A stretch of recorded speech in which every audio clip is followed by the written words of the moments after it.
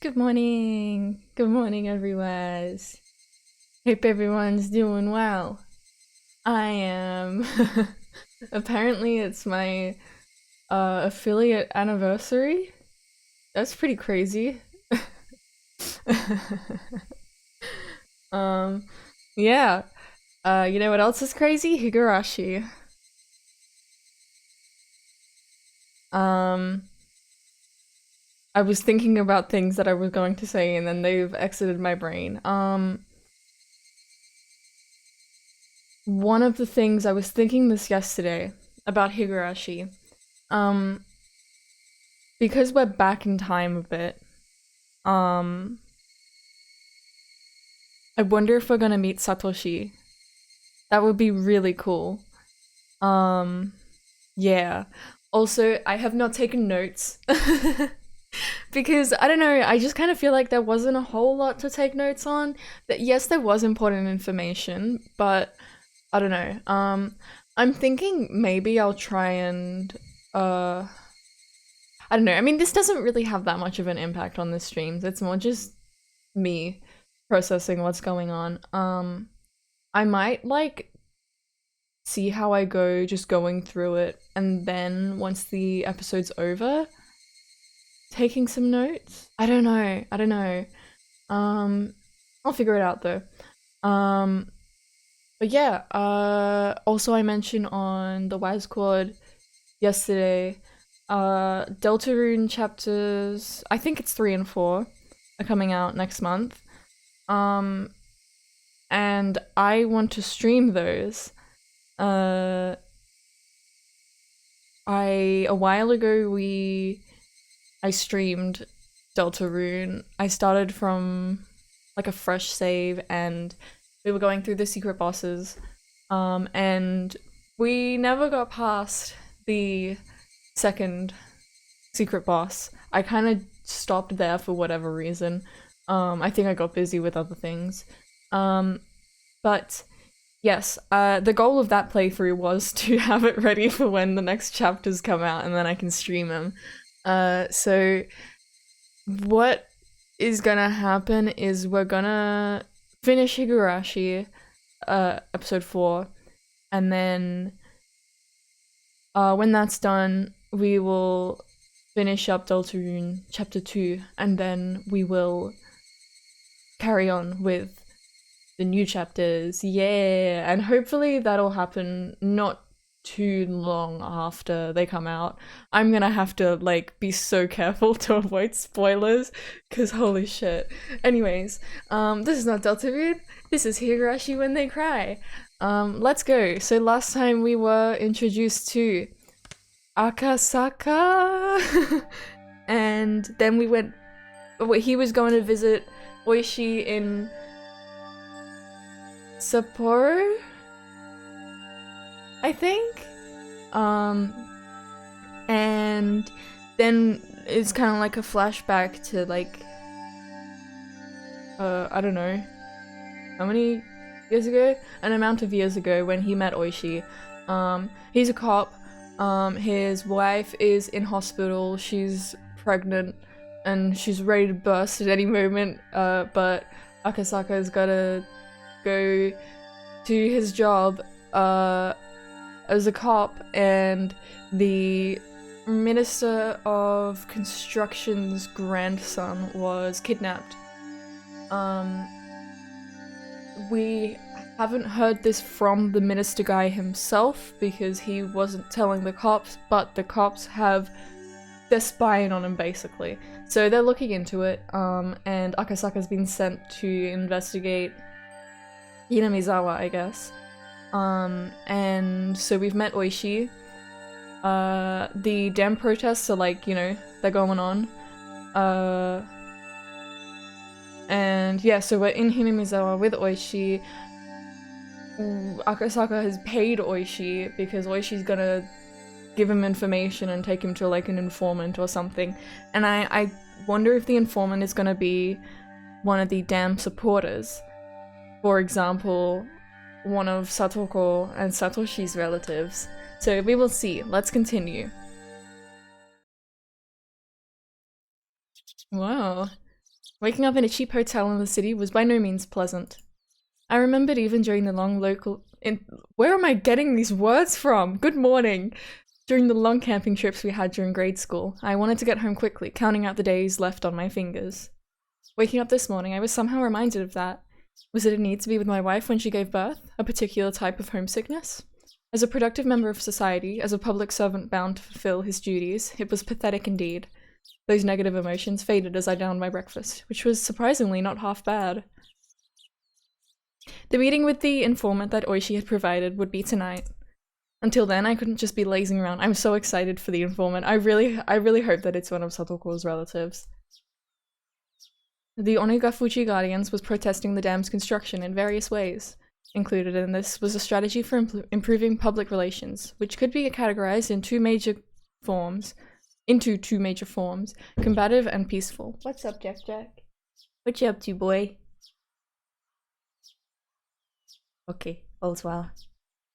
In regards to the former, as an attempt to keep law enforcement in check, they appealed to the public's sympathy by highlighting the oppressive and inhumane tactics of the police and the brutality of the riot squads. The latter, peaceful route, stressed how precious the natural surroundings of Hinamizawa was, seeking people who would oppose the dam on environmental grounds. So it's combative to to point out how brutal the police are. We're from a cop's perspective. As a part of that, the village of Hinamizawa has invited celebrated zoologists and botanists, as well as environmental groups, to advertise the nature surrounding the town. Tomitake? According to the news, in recent years there'd been a group calling itself Hinamizawa Nature Watching, setting up free sightseeing tours. I would have liked to have taken advantage of the opportunity, but when I called the village administrative officers, they said it was too late to apply for the tour, and they were still undecided as to when they'd be doing another one. I see. So there's no applications for next time. Too bad. Are you a member of an environmental group? Or maybe somebody from a magazine? No, just here privately. Privately? Then you're a tourist? Something like that. It's my hobby to take pictures that display how beautiful nature can be. I read in a magazine that there was some precious nature reserves here, so I was looking forward to it.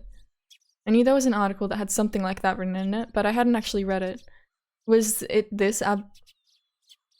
this ad-lib lie not going to work? What are you saying? Whatever. However, contrary to my expectations, the person I was speaking to laughed happily. Wahahaha. Then come. The village is a little busy right now, but you're totally welcome here. Wahahaha. In that case, I'll graciously accept the offer. Thank you. How are you getting around? Car? If that's the case, could I ask you for your license plate number? No, there's no ulterior motive behind that. Wahahaha. That was probably related to the checkpoints they'd set up on the way to the village. If I didn't give them my license plate number, I'd most likely be hindered in various ways.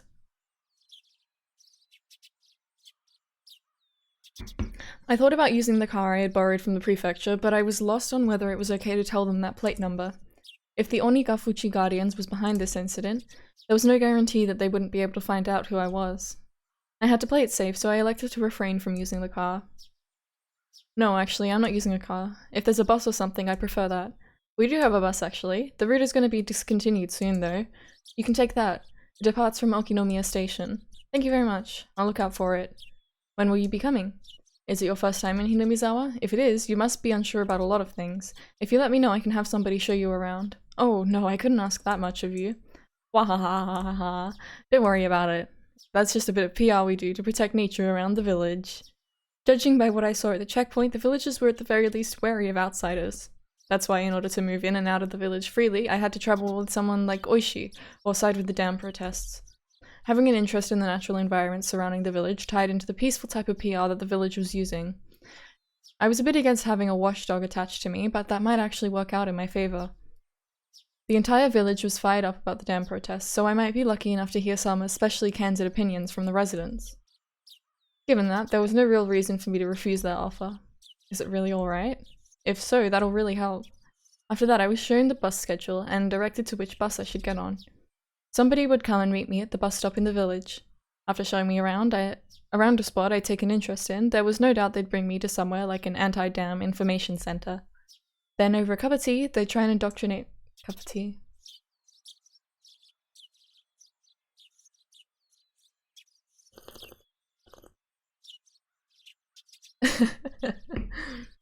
Then over a cup of tea they'd try and indoctrinate me into accepting their principles and beliefs. How evil! Well, if that was their aim, there'd be a lot of freebies involved. The world is about give and take, after all. I couldn't be going in a suit. I pulled some plain clothes out of my travel case and changed into something more casual. After that, after calming down by watching some local television, I left the hotel and set out for Okinomiya Station. Here we go! The bus route that I was told would soon be discontinued certainly didn't look that way. There was more than enough trips on the schedule, and the number of passengers was by no means sparse. It was the main link to Okinomiya, the only town in the area.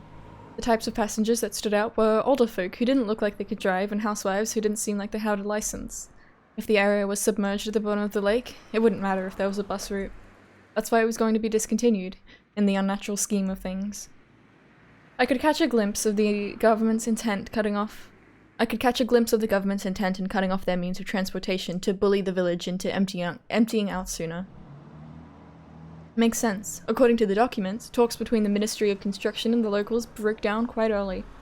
The government decided from the start to take an aggressive stance on the matter. It was like the fairy tale, with the north wind and the sun! Oh my god! Trying to get the traveler to remove his cloak. Oh, Ryukishi! Oh, Ryukishi! Even their bullying had meaning to it. The reason why the Onigafuchi Guardians resisted so violently was because the government was doing unseemly things like that. Damn, so everything's a Higurashi reference, huh? Everything. I was somebody who lived in Tokyo, so for a village or two out in the boonies like this to be submerged didn't seem like a big deal. But I guess for somebody actually living here, it would be a vitally huge problem. Wow, Akasaka's feeling empathy? This is crazy. This route will be discontinued at the end of this financial year. Thank you for your patronage up to this point. We look forward to your continued patronage on our other lines, Okinomiya Transportation. Gazing lazily at the notice of discontinued service posted inside the bus, I counted down the number of stops until the designated one. Along the way, we passed through the checkpoint before without stopping. They knew what time the bus was coming, so they had opened up the barricade ahead of time. From here on out was enemy territory. My palms had at some point become coated in a thin film of sweat. Mom's spaghetti. Now arriving at Ukita Waterworks. Are there any passengers disembarking? I hurriedly pressed the stop request button as the designated stop was announced. But none of the numerous passengers to be getting off here meant that it must be quite a remote place.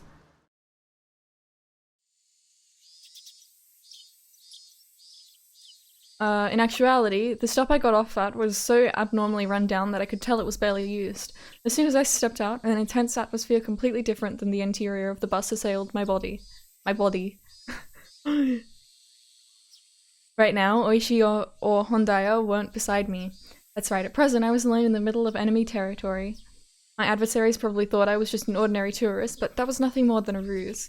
But if by some mistake my true identity was to be exposed, I feel like, I'm trying to, because from this guy's perspective, he's like, yeah, this is enemy territory, yeah, these guys are the bad guys. I'm one of the good guys, I'm infiltrating the territory.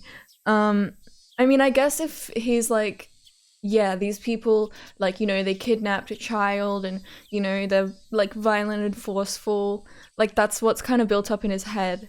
But, like, he also knows, like, they're doing that because they don't want their homes to be destroyed. And, like, Akasaka seems to have some, like, understanding of that, but still he's, like, he's still thinking about them like they are the enemy. So I wonder if that's gonna change, or not. Because if he can talk to, some of the locals, see what, their way of life is like, I don't know. And, like, also, because he's having a child. What, like, maybe, I don't know. Like, if he could just kind of have some empathy, whatever. It brought back the terrifying words I had heard at the prefectural office, that if somebody was attacked in Hinamizawa with a knife, there wouldn't be any evidence left behind. I mean, yeah, I guess that is he's being told this kind of stuff, so he's wary. And I mean, the people of Hinamizawa obviously do not like cops being around, so... I didn't seem suspicious, did I? My clothing was currently casual. It was exactly the type of clothing that a city slicker that viewed the countryside as a wholesome getaway would wear. A camera and a knapsack. Inside were various things needed for hiking. There's no way this guy- No. There's no way this guy's Tomitake because he's alive in the future.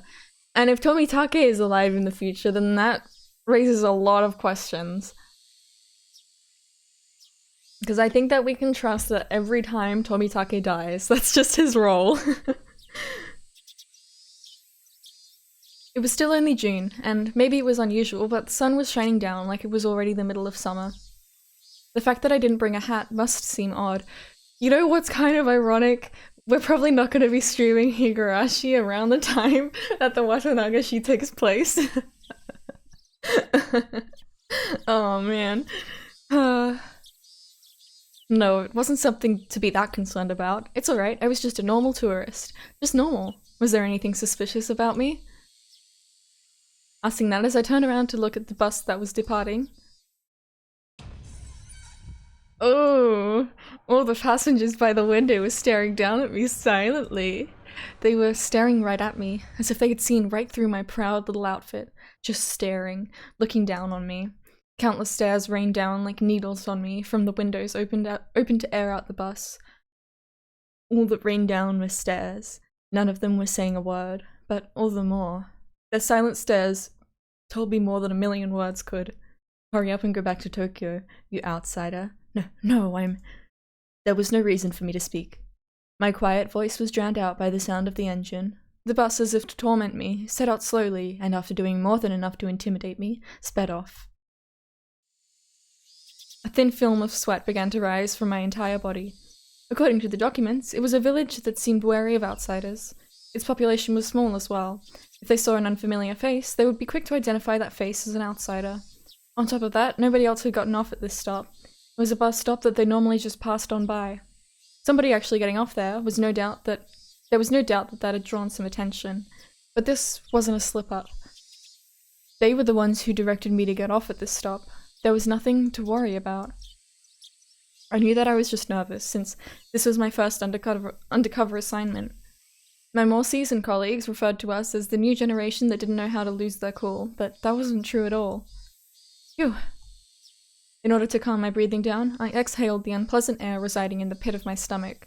I couldn't help but pray that my apprehensions would disappear like the white clouds of exhaust expelled from the bus.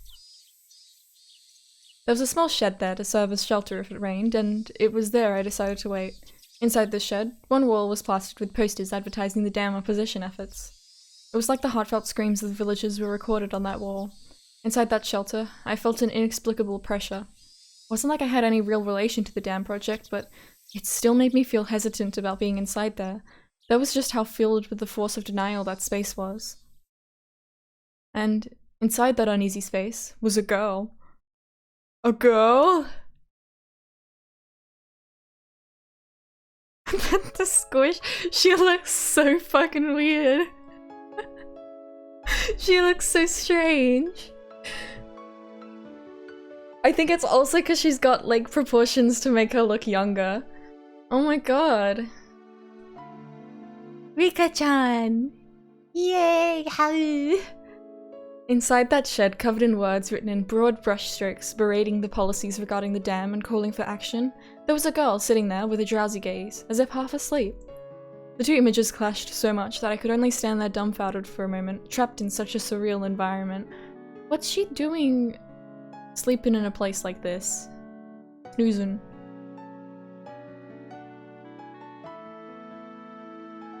If I stepped inside, who knew what kind of— oh, O-fish. I was like, what kind of fish is an oa fish? I read it as oarfish at first. New kind of fish discovered. Oa fish. Oh my god. If I stepped inside, who knew what kind of O-fish noises I would accidentally make?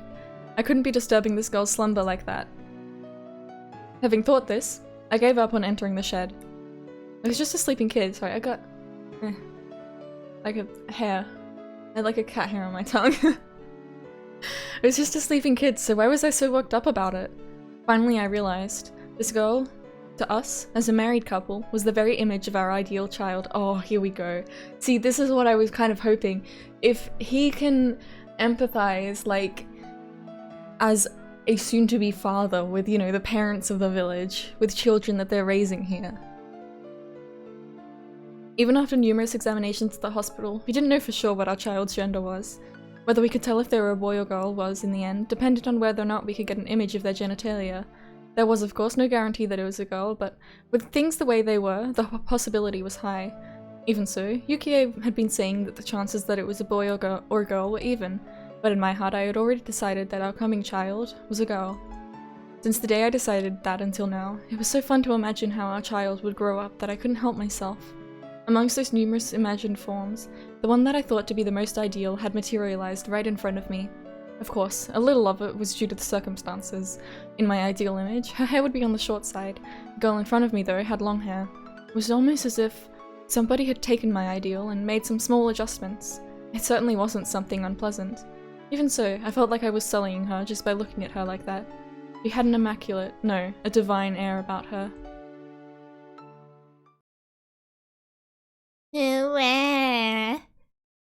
Look at them teeths! That girl with an angelic smile, a yawn wide enough you could see her molars, woke up all of a sudden. I didn't mean to peep, but locking eyes with a girl who'd just woken up like this somehow made me feel like I was playing a prank on her. I wasn't doing anything shady, but I became flustered. The girl spoke. No, cried out. Meep. I wonder... Oh my god! Oh my god! Hi!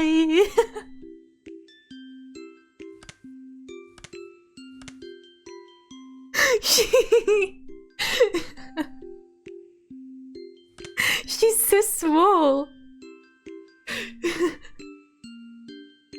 She isn't normally that small. She's a bit different in the console sprites. Like this is her made to look like she's younger, right? I think. This one for sure.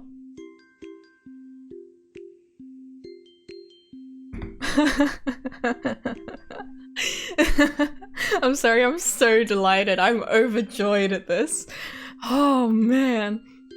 Do I use the console sprites for a little bit? For the younger sprites? Because it is very cute. It is very cute. Hell. I'm sorry, not to go all Renna, but meep. Oh, right, yeah, because this is what I expect to be the Rika chapter. So this makes sense. Meep? Like that character on the show with the puppets? With the orange hair?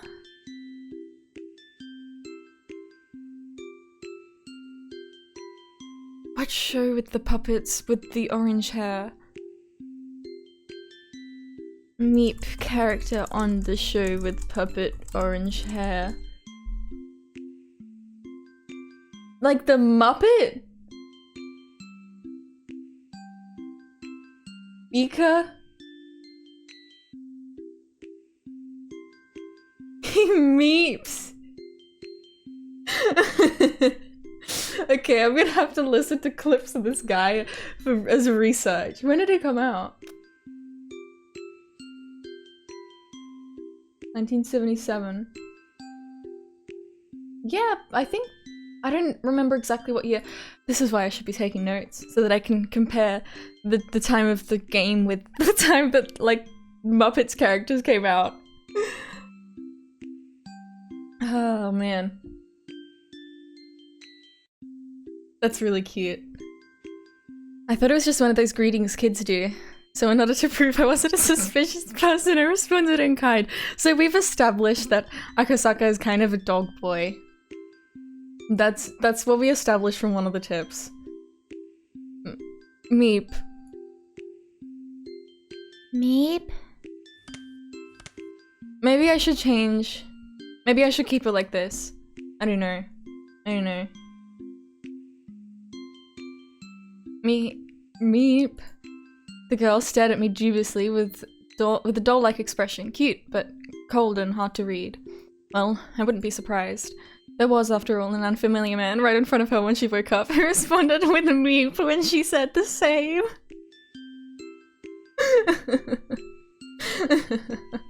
I'm gonna cry. I'm going sober now right now.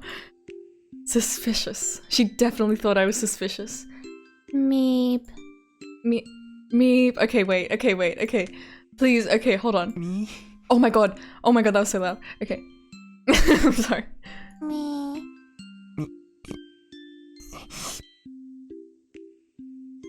Me?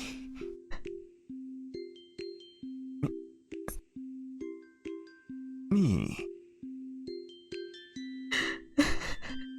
Me. Me? Me.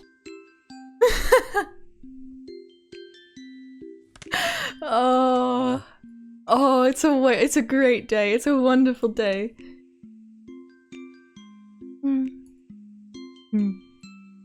We were both at a loss for words. No, the only one lost was me.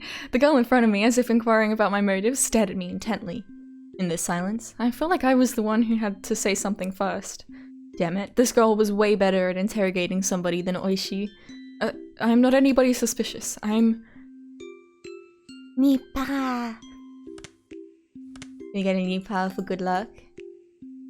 Nipa. Oh, it's delightful! Nipa. Oh, it's delightful. It's joyous. Nipa? Nipa. What I could only have described as a cold expression suddenly blossomed into a smile, one that soon infected me. You might be familiar with the term angelic smile. To me, it was like that phrase was created just to describe the one she gave me. She's so cute! How? The girl smiling while saying, Nipa, probably wanted me to return the favor in kind. That's right, this was a kid's form of communication. Having the other person emulate what you just did was a rudimentary form of mutual understanding. Nipa. Nipa. It was a beautiful afternoon in the early summer. What was I doing? Nipa. Nipa. Well, whatever. This is interesting in its own way. Someone, like, one of the, like, villagers comes up and is like, who is this strange man communicating with, like, the great Rika Furude of Furude Shrine, the reincarnation of Agashiro-sama in Meeps and Nipas.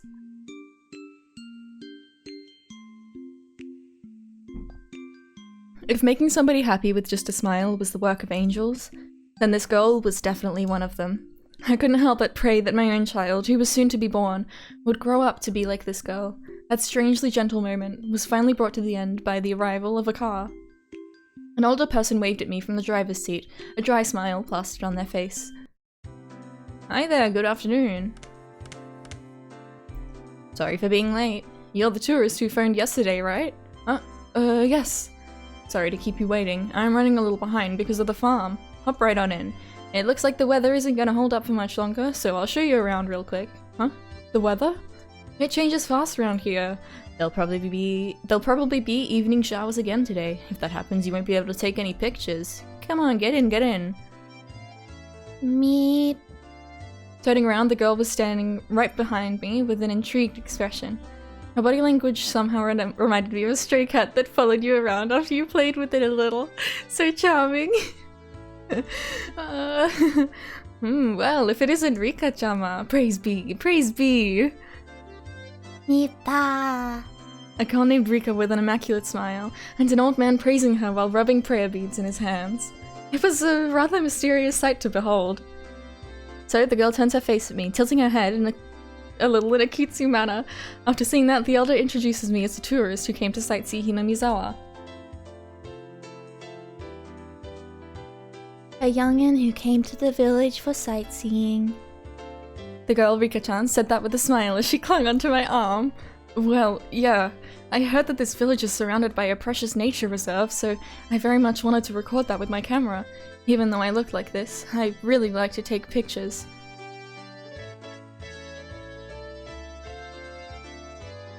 Tomitake MK2. What? Okay, I gotta hear. Okay, wait. Huh? Tomitake? Huh? Makino.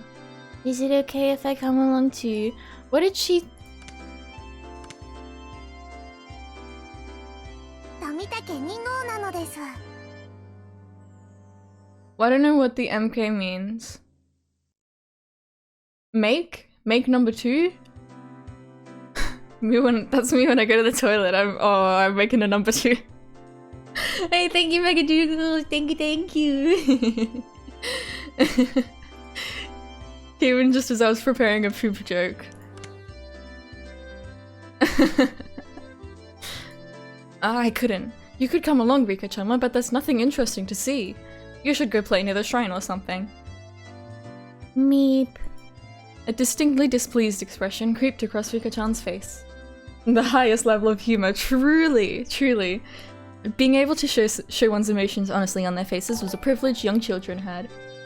Hey, thanks for subscribing! Much appreciated! Thank you! Hope you're enjoying the streams. If it's not too much of a problem, subscribe because of the poop joke. If it's not too much of a problem, could you bring this child along with us? When I said those helpful words, another smile spread across Rika-chan's face with another Nipa as she clung to me again. Not bad at all. I want this girl to call me Papa. No. Father. Dad. Daddy. Okay, let's not be weird now. Come on. We could keep this wholesome. Please? Please? Please? What am I doing? Ever since I met this girl, I was completely off my game. Just calm down. Nothing I can do, I guess. Rika-chama never listens even if you say no. Come on, hop on in. Come on now, Rika-chama too. The old man descended from the driver's seat and opened up the sliding door of the van, which had Onigafuchi Alliance Town Council stenciled on the side. Rika-chan brushed me aside, dove into a seat, and began bouncing around right away. It seemed like she was thoroughly enjoying the bouncy springs. Come on now, Rika-chama. If you're like that, our guest can't sit down. Hey, Rika-chama. Can we not be weird? Can we please not be weird? Girls are nice. I wonder if my child will play around like this too. See, okay, that's okay. From the perspective of a father, just... Please don't be weird. No. It was written in that guide to raising a child that you shouldn't dote on them. Kids are kids if you don't raise them strictly without spoiling them. It's soft and springy. Nipa. Nipa! I'm definitely going to be a terrible father. It was decided that I would be a doting parent before my child was even born. Well then, sir, I'll show you around some places that I think look nice. Have you eaten lunch yet? Yeah, I had a light meal at the hotel. Is that so? Well then, let's get going. We're setting off on a tour of Hinamizawa. Yay! Is it alright if I call you Rika-chan? Sure. My name is Rika Fu today. I can already do addition in the tens digit. Oh, is that true? That's amazing. I don't count on my fingers. I can do it all in my head. The way she insisted upon that was just too cute. At some point, the nervousness I had about being alone in enemy territory had evaporated like it was never there at all. That's all part of that plan, you see? To lower his guard with a cute child. I had to be at least a little thankful that I met this girl. Well then, let's get going. It's time for Hinamizawa nature watching. The old man stepped on the gas with a great deal of gusto. The whole thing with like nature watching and like taking photos, I mean, Rika like literally said it herself pretty much. Like Tomitake. I'm assuming that she meant like, it's Tomitake version 2. What would...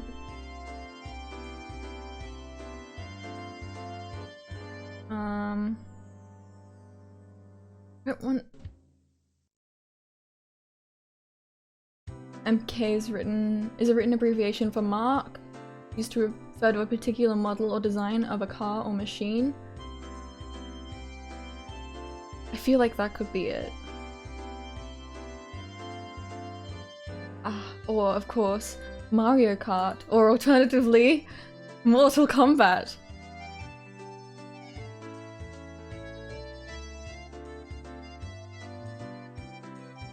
Okay, yeah, okay. I'm looking on Wikipedia. A mark designation. A designation used to identify versions of a product or item, e.g. Mark II.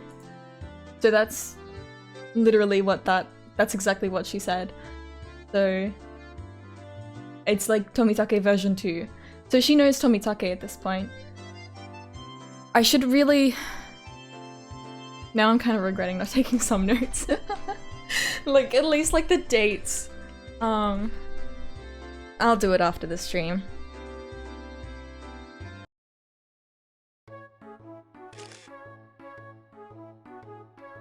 The fucking bridge! The fucking bridge! Dog!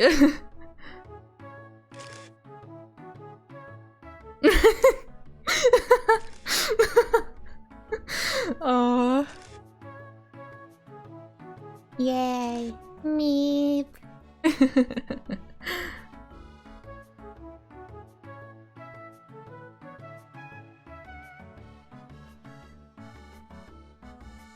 The old man, who was apparently named Makino. We've heard this name before. I'm sure of it. I'm not gonna look it up in my notes. I don't need to look up everything in my notes. I don't. Is he the same Makino that was listed as the auditor of the Onigafuchi Guardians? Showed me around places that were all breathtaking. Even though I wasn't really here for sightseeing, I couldn't help but be impressed. First of all, this was different from the simple scenery of a city. The scenery of a charming village like this, no matter how mundane it seemed to the villagers, had a tranquil appeal to it. At first I was only releasing the shutter as part of my tourist act, but midway through I found myself taking pictures out of pure interest. I think it's really sweet thinking about, I think that in the credits there was credits for someone who had taken photos of all these places. And it's really nice thinking about, yeah, there was someone who actually went to these locations and took photos. I don't know if they are, like, stock photos that Ryukishi, like, bought off of someone, or if Ryukishi, like, asked someone, hey, could you, like, you know, maybe they, like, lived in this town. I'm sure this was stuff I'll look into once I finish the game. Like, however these photos came about, someone took them, and I think that's really nice. It just makes me feel kind of sentimental, I don't know. I'm wise, I'm goof, I really like this game. Even though it tests me sometimes, from time to time. Like with the sweet treat eating pervert. I still don't... I don't understand that. Without... Whenever I talk about Umineko on this, I never want to say anything that could be spoilers, but this is within like the first like hour of the game. There's like a scene where there's like one of those awkward anime scenes. The famed "what are these boobs" scene.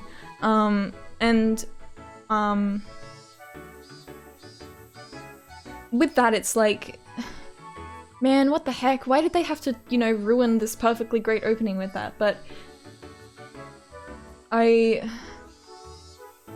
you can, I don't know, maybe I should say, like, potentially Umineko spoilers. If you want to go into Umineko entirely blind, skip forward a moment. But yeah, even that scene, like, has some deeper meaning, as insane as it sounds. And it's about, you know, as the reader, you have to have some level of trust in the author that even those fucking scenes have a meaning. Sometimes they don't. Most of the time they don't. But sometimes they do. And with Higurashi, there are a lot of scenes that are actually just genuinely really uncomfortable. I really don't like the sexualization of these young girls. Because it is very much there, and I really don't like that. I don't think it was necessary. Even if the story elaborates on... This isn't Umineko spoilers anymore, by the way. I'm just babbling. Even if the story, like, even if those scenes that are uncomfortable to me, it comes back around and it's like, oh, that's why those scenes happened. It's still... At the end of the day, it's still catering to a certain kind of person that does make me kind of really uncomfortable. But yeah, it's also of a time and catered to a certain audience. This whole game. You have to be a certain kind of person to play Higurashi when they cry, the game about, you know, with these cute, like, girls, you know? I could babble a lot. I'm the babbler. They call me the babbler, because I babble. Tourist traps had their own unique allure to them, but there was nothing like that here. I was especially captivated by the unspoiled nature of the place. If there wasn't that whole uproar over the dam, I would want to bring Yukie here with me some other time. I wanted her to breathe in this fresh air, as well as show her this rejuvenating verdant scenery. Is something like this that interesting? She's so small. You're a strange person, Akasaka. No, these cylindrical mailboxes are rare nowadays. They have a certain nostalgic air about them. You wouldn't happen to think they're elegant, would you? Is Hinamizawa fun? Yeah, it's fun. Once she's discharged from the hospital, I'd like to bring my wife here at least once. With the child that would be born by that time. Right now, she's in the hospital waiting to give birth. She's due any day now. Now Rika's gonna go back to her parents to talk about, yeah, this guy, Akasaka, I got all this information on him. His wife is in the hospital and she's pregnant. She's gonna give birth. We have to bring him to the hospital and steal the child, and then we're gonna get him to stop the dam from happening. She's due any day now. It'd be nice if they're a cute girl like you. Sir, it seems like congratulations are soon to be in order. Still, that's not good. To leave your wife behind and play around in a place like this. Oh, yeah, actually. Ooh. I was momentarily at a loss for words. It was exactly how Makino said. There was no good reason for a man who was waiting for his wife to give birth to be playing around idly in this place. Did I slip up? Well, we had already planned this trip to Hinamizawa a long time ago. My wife's family is with her, so it's alright. You had this planned so far in advance, then how come you didn't make the sign-up deadline for the nature watching? If you did, you could have toured around on a nice bus instead of being cramped up in here. Didn't seem as if Makino was actually digging for anything, but if this conversation continued any longer, it would put some unexpected holds in my cover. I halted the conversation by pretending to take another picture. Well then, for our last stop, I'll take you to the place with the best view.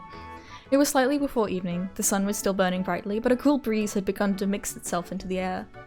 It seemed my exploration of Hinamizawa with Rika-chan was just about done. The place with the best view? Well, Rika-chama, where else could it be but the view from around the shrine? Hearing that, Rika-chan smiled even more. Yeah. Well then, I'll introduce you to my home, Akasaka. Huh? By Rika-chan's home you mean, huh? The shrine. Furude Shrine. There's an observation platform. You can see some real pretty scenery. Observation platform? Is that the... Were Satoko's parents pushed from that observation platform? Furude Shrine. The girl who called Furude Shrine her home, Rika. If I remembered correctly, her name was Rika Furude. And Furude was, that's right, one of the three families. Even if the Sonozaki family is said to hold all the actual power, it was still one of the old houses that held some authority. No, more important than that right now was Furude Shrine.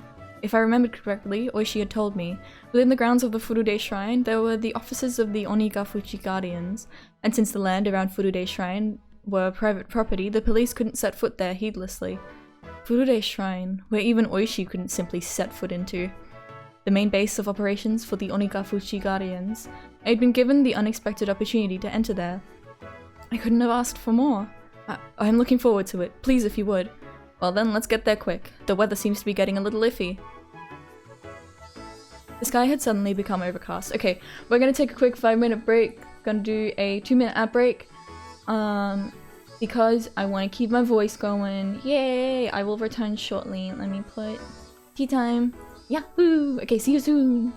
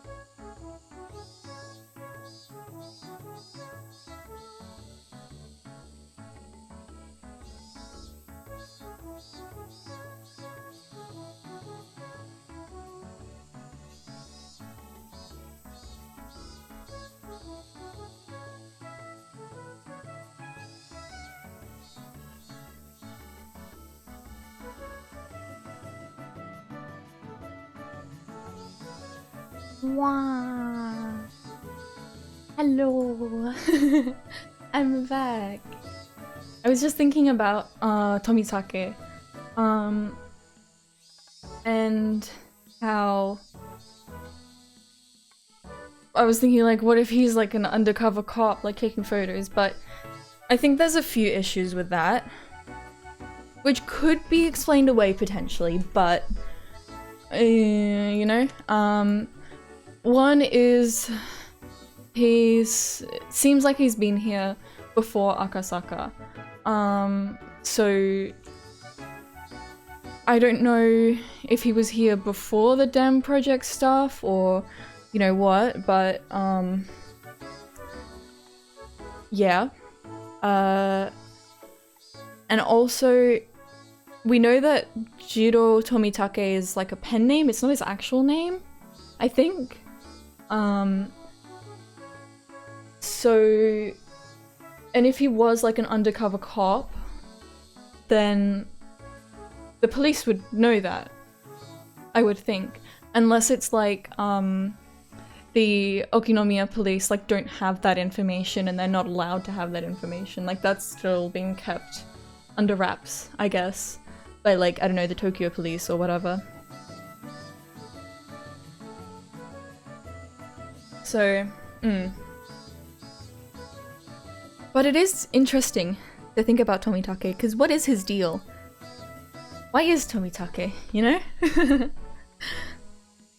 The sky had suddenly become overcast. It wouldn't be odd if it started raining soon. The cicadas, as if trying to finish their daily allotment of chirps before the evening, cried out even more fervently. Oh, chapter break.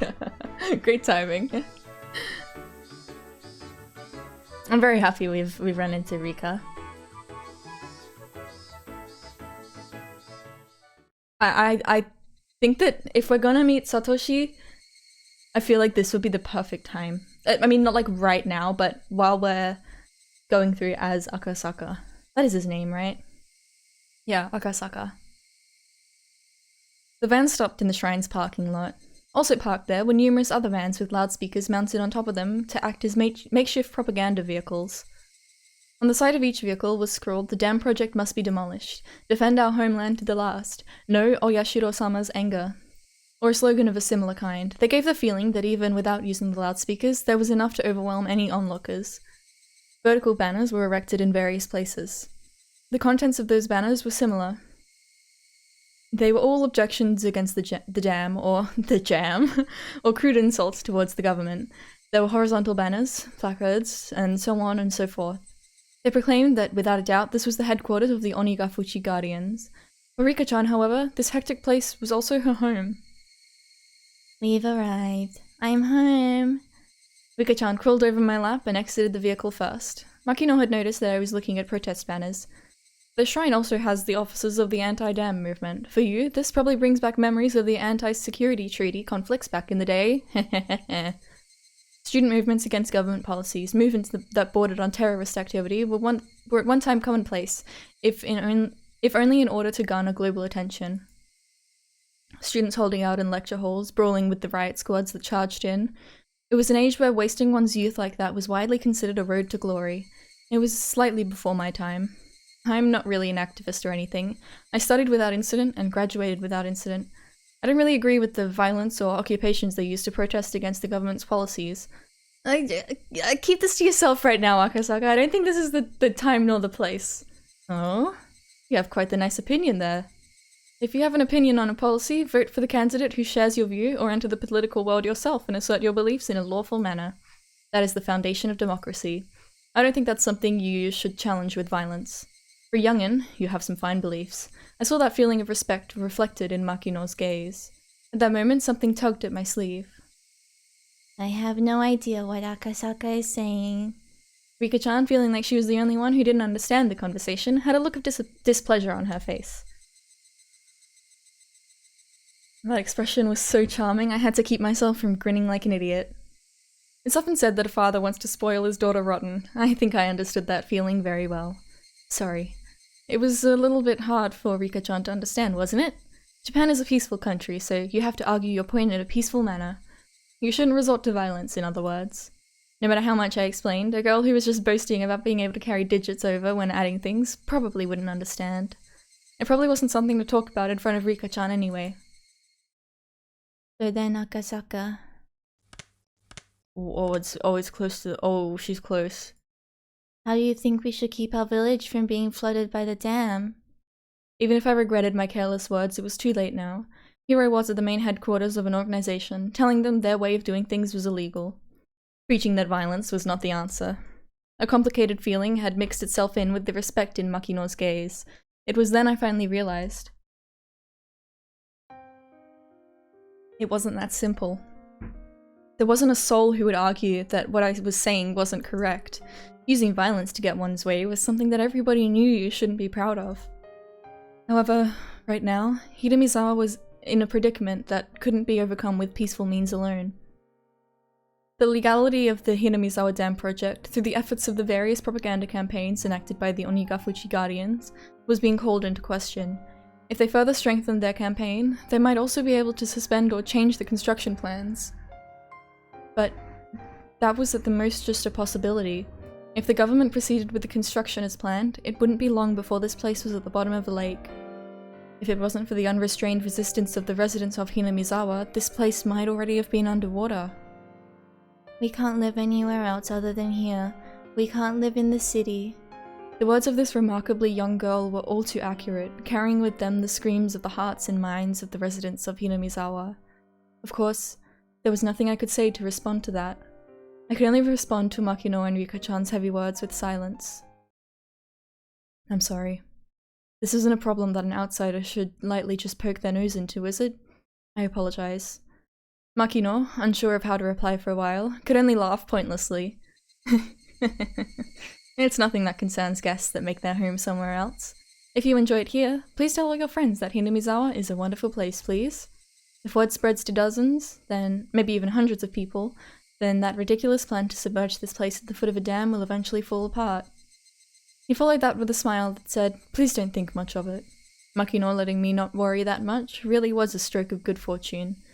Becoming infatuated with the idea of making friends with a little girl had made me completely forget my apprehension at being in enemy territory. Being reminded of this right before I was going to step foot into their headquarters might have been a good thing. If we'd had this exchange in the middle of their office, if there was a short-tempered youth in there, they might have come at me. Thinking of how extreme they were, in the worst case, my life could have been in danger. It seemed that I looked quite despondent at that moment. Makino, thinking he had said something wrong, became flustered trying to think of a way to improve my mood. I was a bit careless just now. I'm very sorry. No, don't worry that much about it. The sights you showed me around the village were all beautiful, wonderful places. I really do want to come here one more time. If this beautiful village is going to be submerged at the bottom of the lake, I can understand why you would fight so desperately. I had somehow managed to use my despondent look to change the topic in my favor. After a bit, Makino had returned to his usual high spirits. It seemed he believed I completely sympathized with his point of view. Now, let's leave the talk at that for now. There's a place around here with a really great view.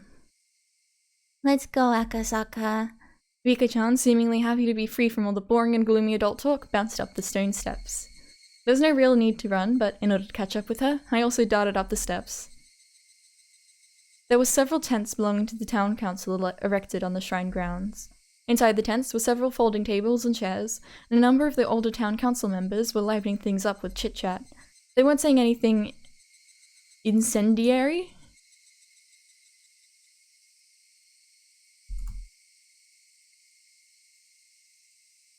Text-to-speech jump scare. Incendiary.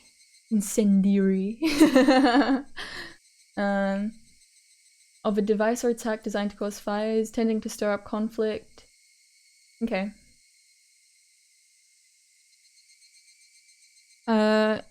Incendiary, like, the dam project must be destroyed. It was just some relaxed idle chit-chat between local geezers. The normal sort of calming scenery. At the entrance of a shed that looked like a meeting place, there was a large sign erected, with Onigafuchi Guardian's headquarters written in bold brush strokes. That was their base of operations. To be honest, it was a bit of a letdown. If you ask what I had been imagining, this is a bit embarrassing, but I'd have thought it would be something much more dramatic. with barbed wire fences and barricades. My first impression of the place, though, was completely different from that. It looked like a simple backwater town hall. It didn't look like anything other than exactly that. The old folks who were chatting had noticed Rika-chan's presence. Well, isn't it, Rika-chama? It's time for little kids to head on home. This is my home. The old folks guffawed, since she wasn't wrong. From that exchange, I could tell that this Rika Furude girl was loved by everybody. Makino-san, who's that? The tourist who phoned? That's right. This is the mayor of Hinamizawa, Mayor Kimiyoshi. He smiled brightly, but there was no mistaking he would be scary if he got angry. Oh my god,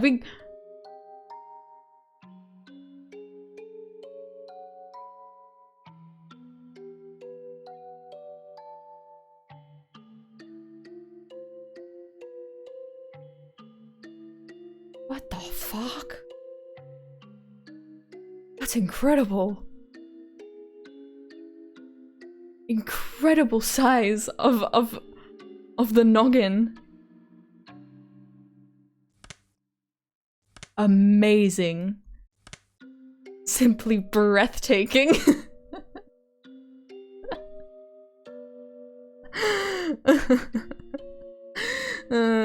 He smiled brightly, but there was no mistaking he would be scary if he got angry. By the looks of things, this old man was the president of the Onikafuchi Guardians, none other than Kiichiro Kimiyoshi himself. Welcome to Hinamizawa. Oh no, please don't talk. Please don't do the mouth animations. That's really off-putting. Oh god, stop doing that. What do you think? It's a quiet and relaxing place, isn't it? Yeah. I was able to appreciate a multitude of beautiful places throughout the whole day. I'm thankful for being granted this rare opportunity. Even though you're one of those young'uns, you're quite the gentleman. Ichido, why have you changed color? I want to show Akasaka a cool place. Alright, we're gonna go without his sprite. It's fine. Thinking that the formalities between myself and the mayor had gone on for too long, Rika-chan butted into the conversation. For her to call the mayor by his first name, I felt it was a little strange, but none of the villagers seemed to mind. A girl of the Furude household, one of the 3 families. She was probably different than the average villager. Akasaka, over here. Rika-chan tugged at my sleeve. Not resisting, I allowed myself to be pulled over, and waiting for me was a magnificent view. This is amazing. It was an observation deck that looked down on the village. They, knowing that this was the best view in the entire village, kept quiet as I stood there, awestruck. I was holding a camera, but had completely forgotten to even glance through the viewfinder. This view, no matter what kind of film it was printed on, it wouldn't be able to show everything. If there was a way to explain it, it would only be what I would be able to put into words. It was just such a breathtakingly spectacular view that I struggled to find a comparison. For a while I was left awestruck. I could only stand there and wonder. A cool breeze helped abate the heat rushing through my body. That comfortable sensation also left me speechless. Rika-chan, who had been holding onto my sleeve the entire time, spoke. This is my favorite spot. As she said that, she showed me another adorable smile. That smile seemed very fleeting. Oh, how can I? If you ask why, that was because the view from her favorite spot would eventually be submerged under the deep green waters of the dam reservoir. I just can't believe that this village is gonna end up at the bottom of a lake. I said it quietly so that only Rika-chan could hear it. I regretted it as soon as I did, but those words were all too cruel. However, Rika-chan didn't let them cast a cloud on her expression. In fact, she replied with a smile. It won't sink. The dam project will definitely go away. It was just like a little girl to say something like that. There was no basis for her saying so. It was just her wish. Akasaka, do you think that this village will be submerged? It's not that I want it to be. I knew how important the dam was. I knew that it was necessary. I just didn't want to recognize the sacrifices that would be made. I agreed with the project in general, but couldn't agree with some of the details. But if it meant that this girl's beloved scenery wouldn't be taken away from her, I might be able to object to the dam. I might be able to ignore the interests of the nation, the development of Japan, all for the sake of one girl's smile. I'm not really much of a humanist, but sentimental of me. It won't be submerged. Because the dam project will soon go away.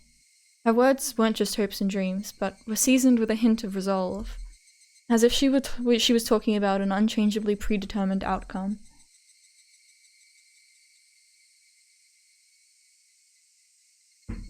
As surely as the sun rising in the east. It'll be gone soon? Wanting to ask her why she believed that, I turned around. Yes, it'll be gone. What makes you say that? Well, you see... She seemed to want to answer, but as though unable to find the right words, she swallowed back what she was about to say. Regardless of what Akasaka does, the dam project will end this year. It's already been decided. That was a lie. If something like that had already been decided, then the Onigafuchi Guardians would have no reason to continue existing. From my point of view, it was like they were doing nothing more than throwing themselves into an endless battle. If they knew the dam project was cancelled, it would feel much more relaxed around here. This village, though, could hardly be called relaxed. For evidence of that, I just had to remember how charged the atmosphere was at the checkpoint, or at the bus stop. The villagers, with their misplaced resolve, were still fighting, and this girl, even knowing the villagers' grim resolve, had already declared their victory. The villagers throwing themselves into this endless war. And this optimistic girl who said they had already won. That contrast was somehow strange. Why do you think that? If you know something that makes you that confident, could you tell me? Rika-chan stayed silent for a while, seemingly choosing what to say. Because Because? of the wonderful things he does. She looked like she was lost on whether she should continue or not. As if she was troubled on whether it was okay for her to say it. That kind of expression. It's already been decided. There's no other way to say it. It's already been decided, huh? It really is just like a little girl to say something like that. I couldn't believe it was actually true. She was the only one saying such things with such confidence.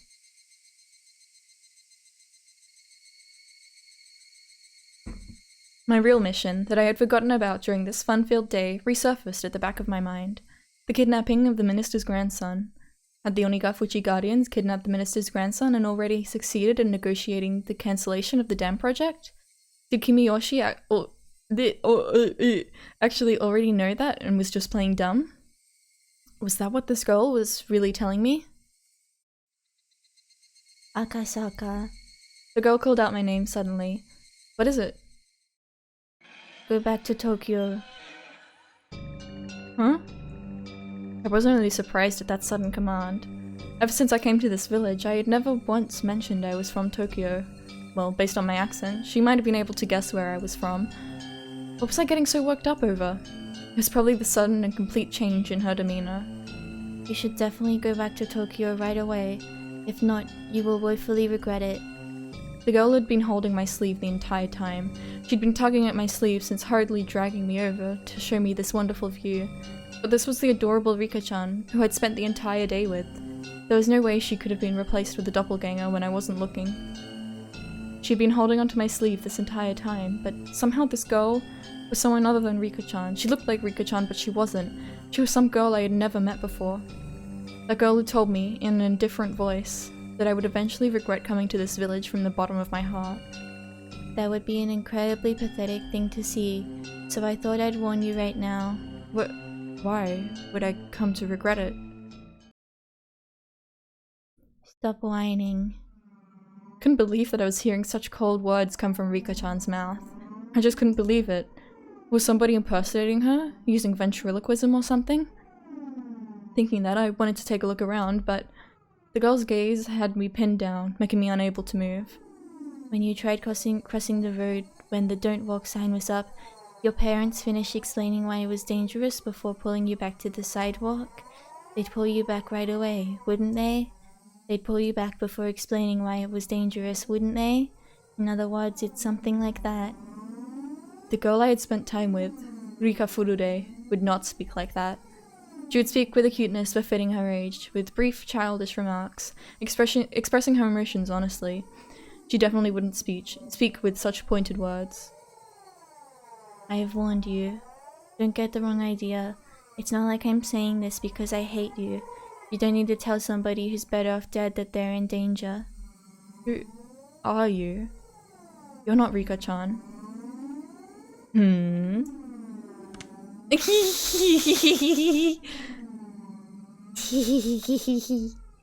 As soon as I accused her of not being Rika-chan, she let out a strange, quiet giggle. It was a laugh not befitting a child of her age. Like she was possessed by something. Her smug aura mocks me. Her change was just that total and complete. Was Rika-chan being attacked by some terrifying phenomenon? That occult idea came to mind without any sort of hesitation. Rika-chan is acting strange. Somebody, help. Thinking that I'd yell that, I turned to where the mayor was. I immediately realized he was looking at us with a smile. That's right. To him, it looked like nothing more than me and Rika-chan fooling around. He didn't notice that there was something terrifying happening to her. Akasaka is such a coward. The girl had obviously grasped that I was afraid. Noticing that and calling me a coward, she laughed again. That cackling girl, approaching me in a strange manner while still laughing, lost her balance and fell flat on her face. Rika-chan fell down. If it was just a while before, I would have extended a hand to help her up without hesitation, but now, extending a hand to this ominous girl who looked like Rika-chan but wasn't, required a bit more courage than I had at the moment. Meep. The girl cried out thus. She then squirmed upright and dusted herself off. Afterwards, she looked around restlessly as a blank expression crept across her face. Gotta be kidding me. Was she making fun of me? That way of acting. It was as though, after being possessed by something, she had lost her memories of what happened. You're joking, right? Rika-chan? Meep. I don't know if Rika-chan had heard me or not. She just cried out like that, as if questioning herself. Hey mister, Rika-chan too. Tea's ready. There's some snacks too, so please come and have some. An old lady wearing a smock was waving energetically from the entrance of the office. Hearing that there were snacks, Rika-chan's expression changed. Yay! A carefree smile. That was a familiar smile, the one that belonged to the embodiment of my ideal daughter. Any hint of the creepy girl that was just there, spouting sinister words, had vanished. Okay, I want to check something in my notes quickly. Because I'm wondering, what if Akasaka is the last person who took a piece of the dismembered body? Fuck, I keep opening the wrong file.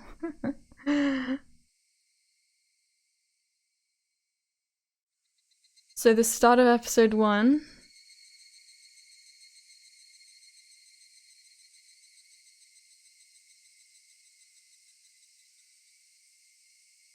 It's 1983. I forgot when exactly this is. Ugh.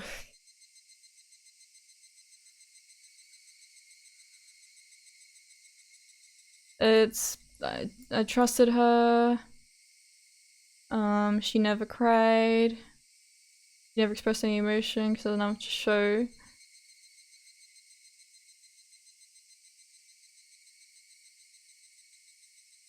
This is what I think about. That kindness made me happy. That adorable smile brought me joy. I liked petting your head. I loved how demure you were. I don't know. Maybe, maybe not.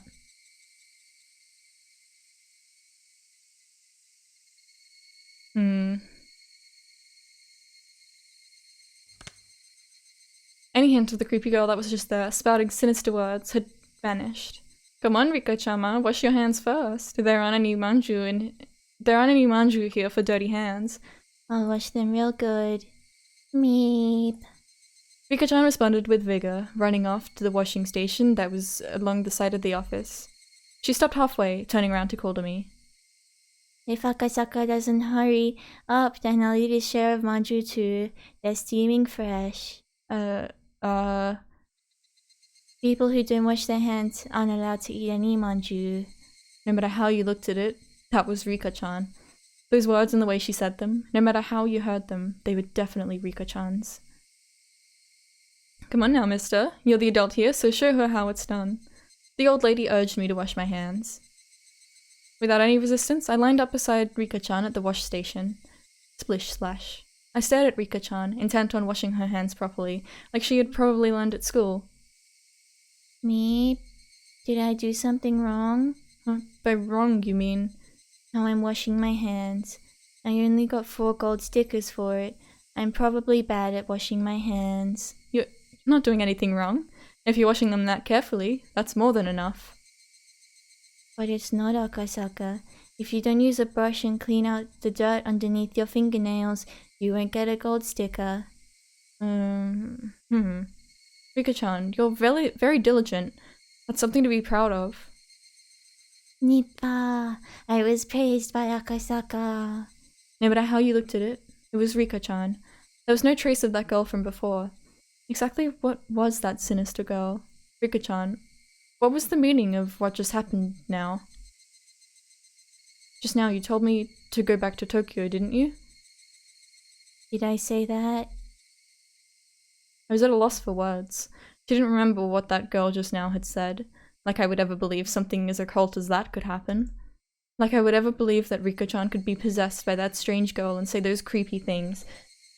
I wonder if it's stuff that she's been told to say, if like the people in the village know who Akasaka is and they sent her to wait at that bus stop for him and like, you know, kind of scare him off a bit.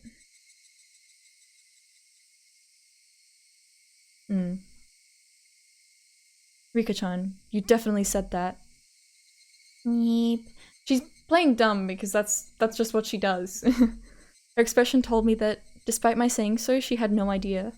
She wasn't playing dumb. She actually didn't know. Exactly what was that just now? Just as Rika-chan had, I let a look of confusion creep across my face. The two of us, both looking like we had no idea what was going on, must have certainly been a humorous sight to behold. While partaking of tea and snacks, I was shown a propaganda film shot by the Guardians that highlighted their resistance efforts. Older folks talked passionately on how long and grueling the fight against the dam was, but they fell on deaf ears. I was transfixed by Rika-chan, who had heard these stories countless times before and was nodding off. Eventually, Rika-chan noticed that I was staring at her, and smiled as she rubbed her eyes. That smile was Rika-chan's, after all.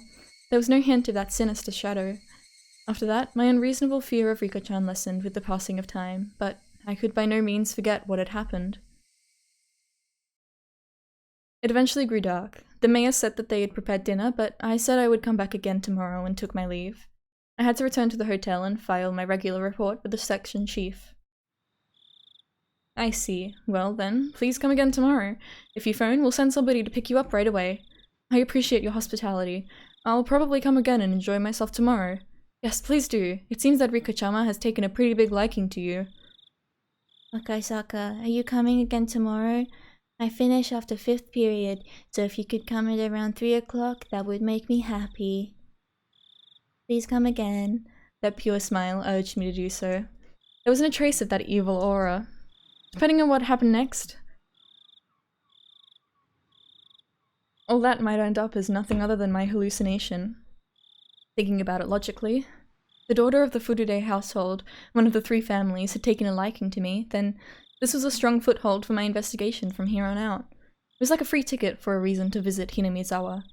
If only I could treat that little incident as a figment of my imagination, then having this girl who was the embodiment of my ideal daughter grow so attached to me wasn't bad either. I mean, okay, so what's freaking Akasaka out, part of it is that Rika told him to go back to Tokyo, but she shouldn't have known that. Did he say that his wife is at, like, in hospital, like, back in the city? Or something like that? She might have just assumed or mentioned that to someone else, and then they were like, oh, he must be from Tokyo. I had successfully dove into the belly of the Onikafuchi Guardians, and had the mayor as well as other important members of the alliance welcome me with open arms. This was a great turn of events. However, I still felt uneasy. Getting back to the hotel, I forced down an almost painfully cold beer until I could clear my mind. The shock from that incomprehensibly strange incident continued to torment me. I mean, it's not that strange. I don't know. Higurashi when they cry.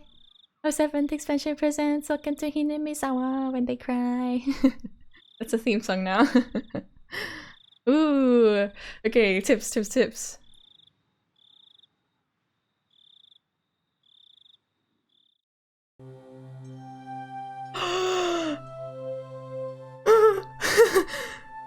Oh my goodness, okay. Going smoothly. Okay. The sound of the car grew closer, followed by the sound of it braking as the engine cut out. At that moment, his up until now lackadaisical footsteps grew decisive as the man in the room dashed up to the wall beside the window and carefully peered outside. It was his comrade's car. Even so, he still didn't relax his guard. Eventually, the sound of footsteps approached the door. Thump. Thump, thump, thump. It was the passcode. I'm back. Open the door already. Ah, you must be tired. I'm opening it now. After the locks were undone and the door opened, a man appeared, his arms laden with swollen plastic grocery bags.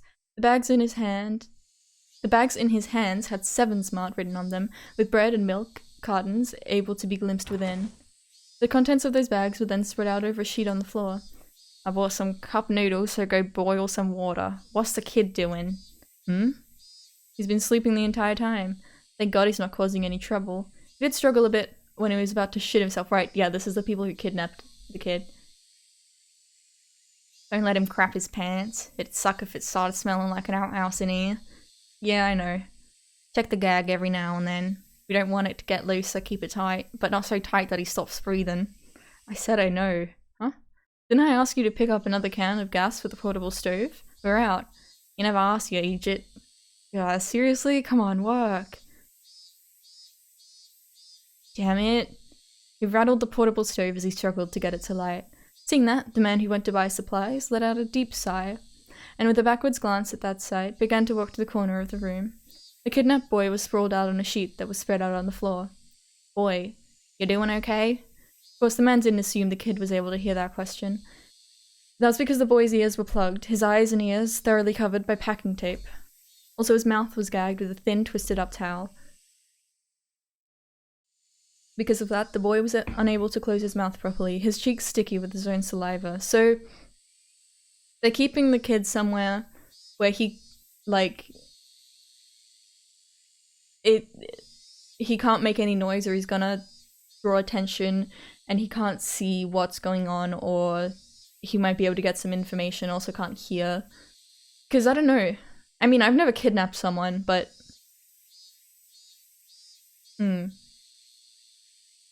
Of course, that wasn't the only reason. Both his arms were tied tightly behind his back with a leather belt. He seemed to be doing okay. At least you're not gonna die. If your grandpa wanted to play tough, we might have had to lop off an ear. It'd be great if we don't have to. If the main family says we do, though, tough luck. Can't even imagine what kind of cruel things they'd have us do. Like how they cut off the ear of the woman whose body was found. The family says not one scratch on him, though, so it seems to be going well for the time being.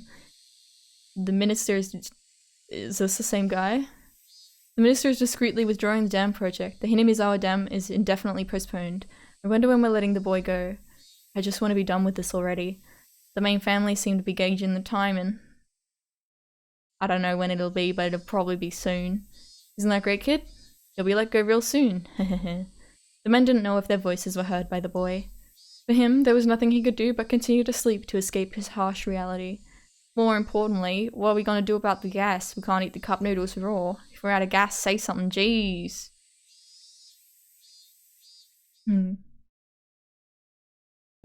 Why I like rainy days. The weather forecast had predicted that it wouldn't rain at all this entire week. It's not that I hate sunny days or anything. When every day is the same, unchanging sunny weather, however, anybody would long for a rain cloud or two. If it's simply clear skies for a week, a month, a year, anybody would long for a rain cloud or two. The weather specialists said that they had carefully scrutinized a large quantity of past data, so it wouldn't be so likely for the forecast to be wrong. I knew as much. But even then, there was occasionally a day where I was hoping that it would be wrong, as I stared up into the clear blue sky. Was I being mischievous in hoping so? I waited and waited, feeling almost suffocated by the boring blue sky undisturbed by a single cloud. If you could die from that suffocating feeling. then the population of Earth probably wouldn't have increased to this point.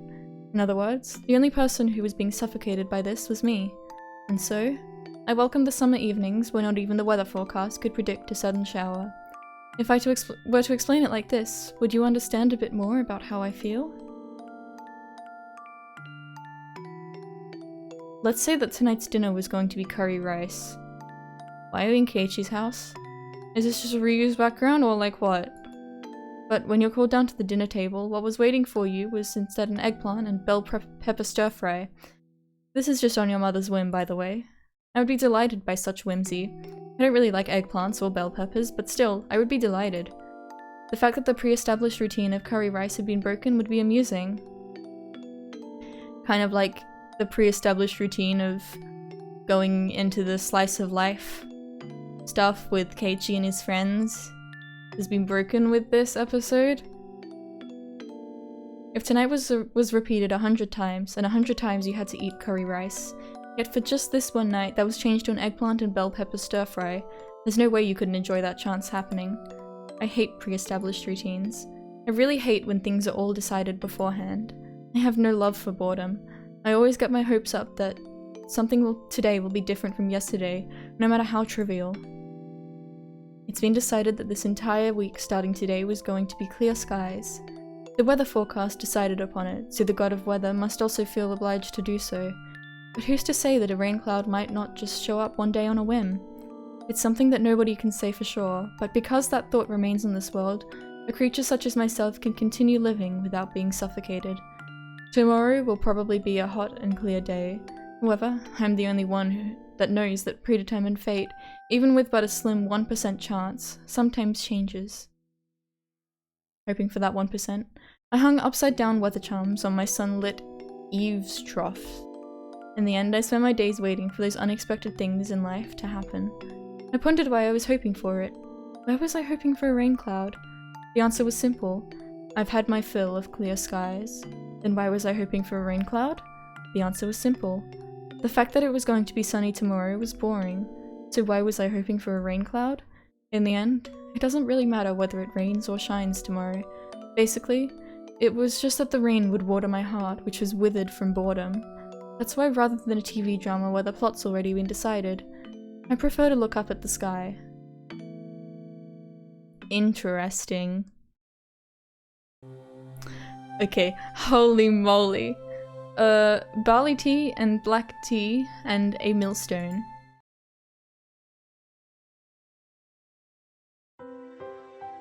Your blood pressure has improved. For you to recover this quickly at your age, I'm rather impressed. At this rate, you'll still be kicking after a couple hundred more years, Oryo-san. The young doctor in his medical coat said that as he undid the blood pressure cuff from the arm of the old woman tucked away in her futon. Just checking to see if she had a Sprite. You're a very good physician, Dr. Irie. If a persistent old fart like me doesn't hurry up and die, I'll just be in the way of you young folk. Oh my goodness! He does have one.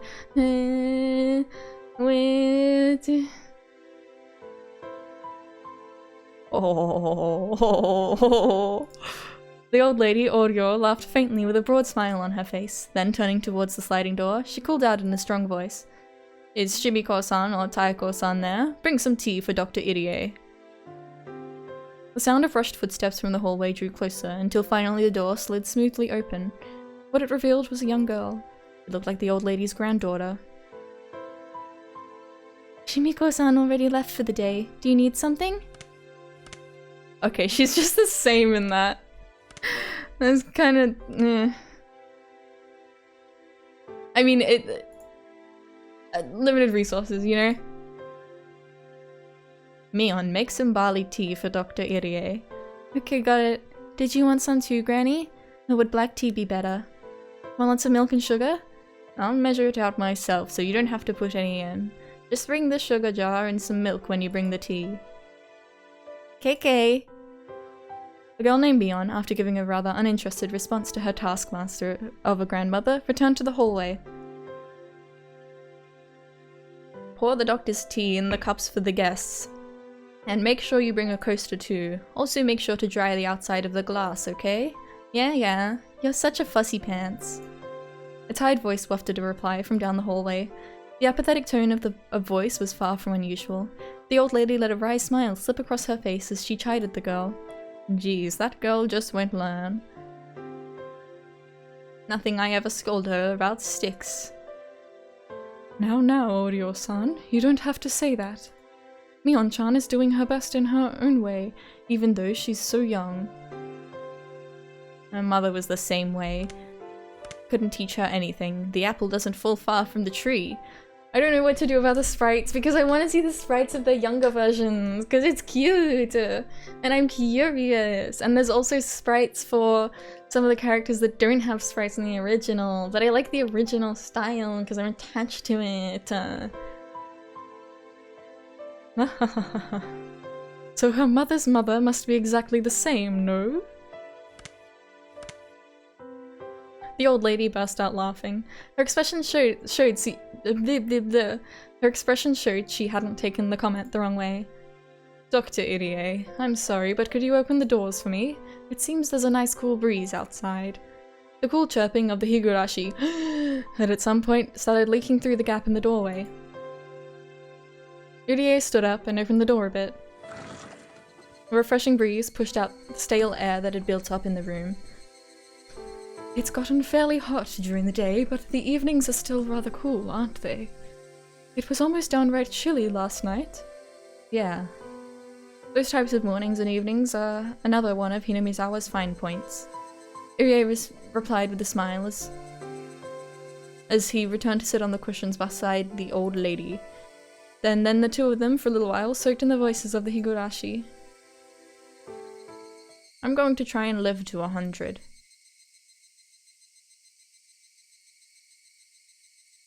Until the business with the dam is proper finished, I ain't kicking the bucket just yet. To get to the government to withdraw a decision they've already made is a fairly difficult thing to do. The way this country does things is like turning a millstone. A heavy one at that. A millstone? Don't you know? A millstone. Irie quickly affirmed that of course he knew what the old lady was talking about, for he knew full well that Oryo didn't like having her stories interrupted. This millstone, see, can grind anything to a pulp. Long pause. It's rather impressive. But you see, it doesn't turn that easy, because it's a rather heavy millstone. Lots of people have to work in unison to get it to even budge. It's that type of millstone. Irie pursed his lips, listening quietly to what she was saying. I want to see little Mion! But I don't like this Irie! Eventually Mion returned with some tea laid out on a tray. Seeing that Oryo was talking and in a good mood, she quietly knelt down and laid out the sets for the barley and black tea, careful not to interrupt. That's why, when it gets going, it's not that easy to stop. Long pause. It takes the most effort to move it right before it starts turning. Everybody hates that, so everybody keeps pushing it along without rest. You're talking about friction, right? I get what you're saying. So in other words, if there's some sort of mistake and the millstone suddenly stops turning, to get it turning again takes a great deal of power, more or less. Certainly, to get a project that's been suspended going again takes quite a lot of work. The millstone that isn't easily stopped. Long pause. But once it's stopped, it'll never run again. It's that kind of millstone. It'd be nice if there was some way to get that millstone to stop, wouldn't it? When Irie responded with that, Mion and the old lady suddenly sunk into silence. Irie, instinctively thinking he had said something rude, searched in a small panic for the words to correct himself. That silence wasn't the result of rude words. But what crept across Mion and the old lady's faces were contemptuous smiles.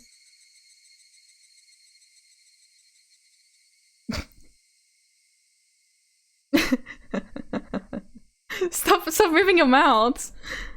The atmosphere surrounding the Irie suddenly froze, leaving him flabbergasted, thinking that the scornful smiles creeping across both of their faces was the result of some mistake of his. He could only grow afraid.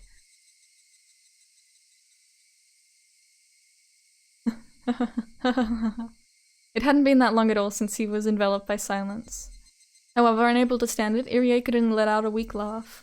Irie's laugh eventually spread to Mion and the old lady. Not knowing exactly what they were laughing at, their laughter left a lingering chill. The only ones not laughing were the Higurashi, who continued their simple and unchanging chorus. Damn Higurashi. When they cry.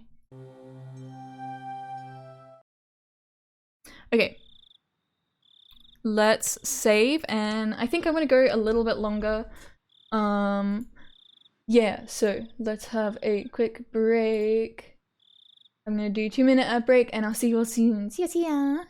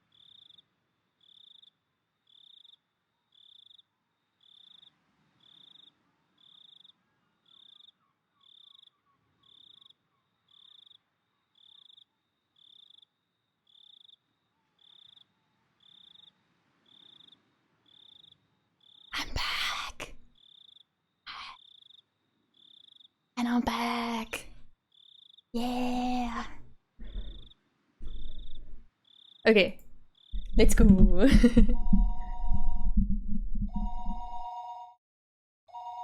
The phone suddenly rang. Get back to original. I woke up in a hurry. The clock read 9 p.m. Damn it! I slept past the time I was supposed to report in. I picked up the receiver. Akasaka-sama, you have a call from an outside line. Shall I connect you? It's from a co-worker named Kano-sama. I knew it. I didn't call in, so they had phoned me. Sorry, please put them through. Understood. I'll connect you, so please hang up the receiver for the time being.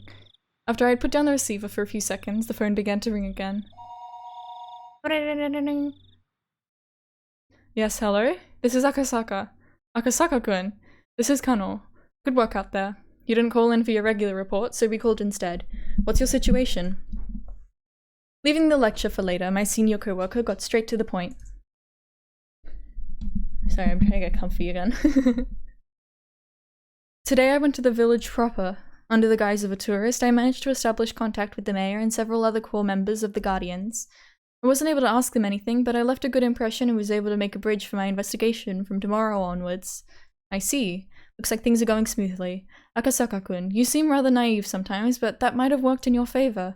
I guess you made some good progress for now? I don't have the experience to make a comparison, so I don't know if it's that good or not. I think things went well for today, though. Did you find out anything from the prefectural or local officers? Does it look as though the Onigafuchi Guardians is unrelated to this incident? I still didn't know. I should have been able to say that immediately. I only had to say that, but for some reason, I hesitated. I'm still investigating, so I don't know what to say yet. I see. Could you let us know as soon as possible? I think you understand, but after tonight, it'll have been a full 4 days since the kidnapping happened. They didn't set a time limit, but it's obvious that time is not on our side. I think you know that. Yeah, I know. I'll investigate a little quicker while still being careful about it. Okay, be sure to look after yourself. You're dealing with a violent organization here. It might be dangerous to let your guard down. If you feel that you're in danger, contact me immediately. In that case, I can get the local public safety office prepared for you. Thank you. I'll do my best. Anything else to report? I reported several bits of supplementary information, and at the very end, I decided to ask. How's the investigation going on your end? Everybody's doing their best here, but we're not making much progress. After all, the number of organizations we're investigating is vast. So if you find out the one you're investigating is in the clear, we'll have you return to Tokyo to assist some of the other officers. The chief is saying to dig up what you can on Onigafuchi, but I don't think a residential anti-dam protest group has any relation to the incident at hand. Sending somebody out just to investigate a single group makes me cringe, really. At this point, he was just complaining. He was telling me to stop taking time to enjoy my trip, to finish up and get back quick. I'll try and resolve this as soon as I can. Thanks, I'm counting on you. Well then, if there's nothing else, I'm hanging up. Okay, that's all I have. As we were ending our call, he scolded me thoroughly for being late with my regular report. After that, I hung up the phone and sprawled out on the bed. Come to think of it, I hadn't heard anything from Ooishi. He was supposed to contact me about a time and place to meet with the informant tonight. I thought about getting angry with Ooishi in retaliation for being scolded for forgetting my daily report. Come to think of it though, Ooishi didn't really say anything other than that he was going to call tonight. Waiting for a phone call when he didn't know what time it was going to come was in itself rather difficult. Speak of the freaking devil! Just when I thought that, the phone rang. I picked up the receiver in a hurry. Hello? Well, this is a surprise. Akasaka-san, you're pretty quick to answer the phone. Are you a regular user of dating chat lines or something? Would never even try something seedy like that. The way you overreact is rather interesting. Wanna go to a place where you can have a little bit of lewd fun and foo foo foo.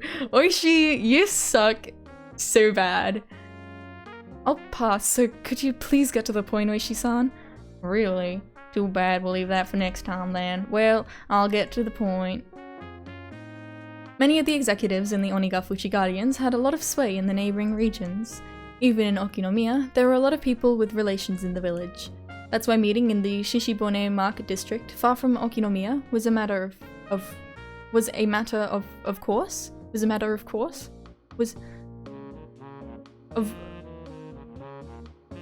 Akasaka-san over here. Did you get a little lost? Coming from the north entrance might have been a little bit of a detour, but it was easier to give directions from there. No, I'm sorry for being late. Did you eat dinner already? Yeah, I already did. Well then, shall we go to a place where you can get a drink? Do you prefer Western alcohol? Or maybe sake? Would you prefer a place with or without women? Foo foo foo foo. Don't worry about it. I don't drink while I'm on the job. Hearing that, the man that Ooishi had brought along bent backwards as he got forward, clapping Ooishi on the shoulder. See? Isn't he just adorable? In exchange, can you give him a bit extra? That money all came from this guy's wallet, you know. The man that Ooishi had brought seemed almost like a ticket scalper or a bookie. Even his appearance was dubious. The informant grinned deviously. Sato. Hey boy, how much did you give this guy? Looks like that was quite a bit skimmed off the top, you know. Oishi's handling fee was included, so I took that into account. It seemed that the informant had expected a more extravagant reaction on my part.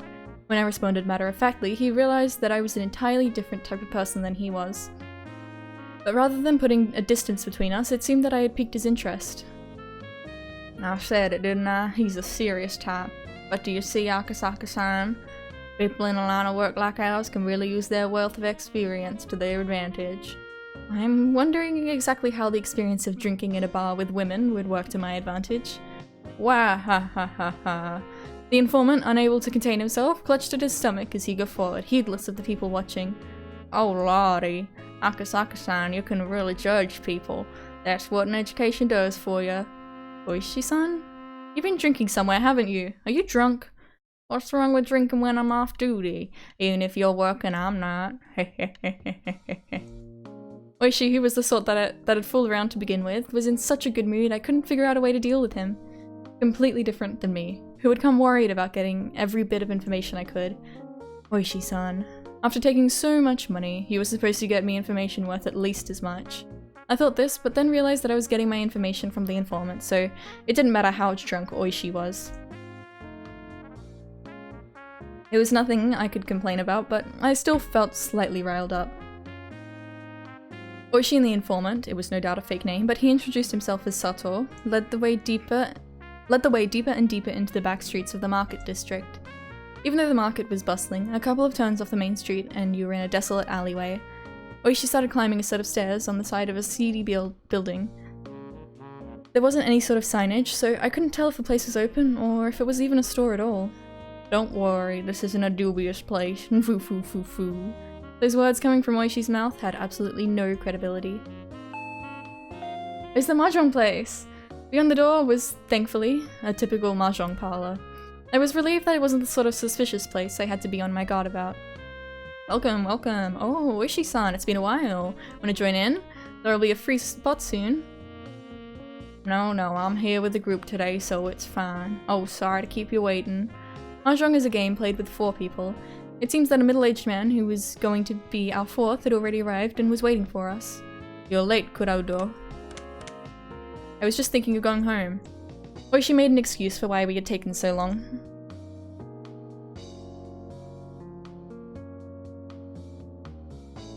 Just drinking water. Whenever I, take a moment, stop reading, assume I'm taking a drink of water or tea. Eventually, realizing that I was a new face, the other man grew interested. That's Akasaka-san. He's a rookie who came all the way from Tokyo on assignment. They have high hopes for him. Boy, can you play mahjong? Well, I played a bit when I was still a student. Sato and the old man cackled in unison. Their plot to sucker me out of my money was painfully obvious. I thought you'd be a bit tired from your assignment leaving you on edge all the time, so I thought I'd give you a night to cleanse your spirit. Foo foo. I know asking this now might be stupid, but we're all police, aren't we? Ha ha ha ha ha ha ha ha. Well, let's not talk about that. Loosen up a bit, we won't actually gamble anything. We're just deciding who's gonna pay for everyone to go play at a very nice place afterward. Foo foo foo foo foo foo. Go play? What kind of place would you be doing that? Without reservation, the 3 of them started suggesting places like cabarets, high-class clubs, and even brothels. At the very least, they were the type of places that you couldn't go to with money that was just for funsies. Ooishi-san took all of my money the other day, and I also have work to do, so I can't stay for long. Then all you have to do is win. If you win, then you won't have to pay for this table and you can talk to Kurado about work or whatever. No matter what happened, it seemed like they were intent on playing mahjong for free. I would have to fasten my resolve a bit. If I was going to be underestimated like this forever, it was going to get in the way of my work. I understand. Then, I'll play with you guys for just a bit. If I win, you guys don't get any of the money, or get to go to any of those dirty places, and we talk about work right away. Ha ha ha ha ha ha ha ha. Yeah, yeah, bring it on. Woo foo foo foo. If I win, we're headed straight to the Blue Mermaid on Flower Road. Isn't that where, the woman who died last time worked or something? This old ledge, he likes that place too. Of course, we're gonna hop between all the places where to keep the ghosts coming. Akemi-chan, mwahahaha. What about you, Sato-san? I prefer a place where we can drink quietly. Like a nice, quiet place with a bunny girl, mwahahaha. Last time we went drinking, you pulled the tail right off that bunny girl, didn't you? Didn't you end up having to pay for that? The owner started a bottle of Dom Perignon on my tab and called it a tailoring fee. Wahahaha. What a lively table this was. I could tell the other customers were glaring at us while we loudly continued our crude conversation. Speaking of which, the fact that they assumed I was the same was a bit disheartening. Ooishi had taken all the money I'd brought, so everything I had left was out of my own pocket. In addition, there wasn't that much left of that either. If I kept on hanging around him like this, through his goading, my wallet would disappear into the night. I had to somehow win and return the conversation to my job. These people, no matter how you looked at it, were pretty good. Sorry, Yukie. Well then, I'll just call Richi here. Well, the old man and Sato-san probably won't fall for this silly Richi. I wonder if Akasaka-kun will spit out what I need. Foo. At any rate, Kurado's hand is probably holding something like that, huh? In that case, this one ought to go through. There. This is like the club games. This is what this scene is like. Except it's with a bunch of men ranging from like young adult to old men. Oh, the old man's pretty good. He's quietly trying to use one of my safe tiles to complete his hand, isn't he? It seems that Akasaka-kun has at least learned the ropes when it comes to guarding against someone's Richi, but that will be his downfall. What's wrong, boy? Would you hurry up and discard? If you're not sure, anything that Kuraro's already thrown away should be safe, no? Ooh, Akasaka-kun's really fretting over this one. It was glaringly obvious that he had a safe tile to discard, but he didn't want to throw it away because it would move him farther from completing his hand. They're so nice when they're young and innocent. Come on, hurry up and throw out the kicker. If he gave me the winning tile, we'd be headed to an establishment where I could do with all sorts of licking and sucking.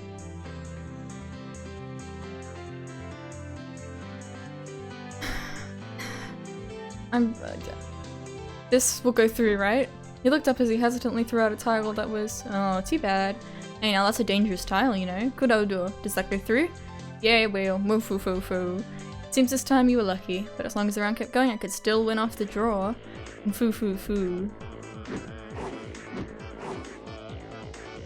But after that, Akasaka-kun managed to luckily avoid throwing any bad tiles, and somehow the round managed to end without anybody completing a hand. Tenpai. No 10. Sato-san had keenly anticipated that 2 players were in Richi and had decided to play it safe. What a cool-headed way of playing. Now let's see, what kind of hand did Akasaka-kun have? When the round ends with nobody winning in Mahjong, anybody in Tenpai has to show their hand. But if you're not in Tenpai, you have no obligation to reveal it. Your average beginner would normally show their hand even if they weren't in Tenpai, and start a commotion about how if this tile or that tile came, they would be in Tenpai. But he didn't. Being stingy? How'd you do, boy? Come on and show me. Sato-san reached over to flip the hand that Akasaka-kun had casually placed face down. What the hell is this? He was nowhere near Tenpai. Was Akasaka-kun totally bad at this after all? Foo. Right then, as the old man compared the tiles from Akasaka-kun's hand to the discard pool, a puzzled expression crossed his face. Boy, you were in Tenpai right around here, weren't you? Why'd you break your hand? The Hayamanzu tiles suddenly got more valuable, so I held them back. I know nothing about Mahjong, by the way. Even though the chance— oh my god. Does it matter? Does it matter? Does it matter? It was such a high-level trap. I would have thought that you were waiting for me to throw out the winning tile. The more- sorry. I'm just kind of not interested in this at all. The more concerning things that you were in Tenpai and didn't say anything. When did you realize I was in Tenpai? Around here?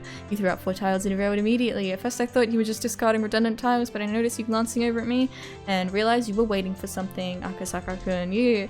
Akasaka-san, when did you first start playing Mahjong? I never did, except in high school and university. Now let's continue. Since Sato-san wasn't in Tenpai, and the round ended without a winner, then I'm next, right? The next dealer. Seems like Akasaka-kun is really aware of how the game flows. We thought we were just going to eat him alive, but it looks like that isn't going to be so easy. Whoa! Ooishi-san, looks like you're going for the bamboo tiles. That's what he looks like? Okay. Should I put some in play? This boy. Kurodo, don't back down. As long as I get 3 more good tiles. Sato-san, think you can do it?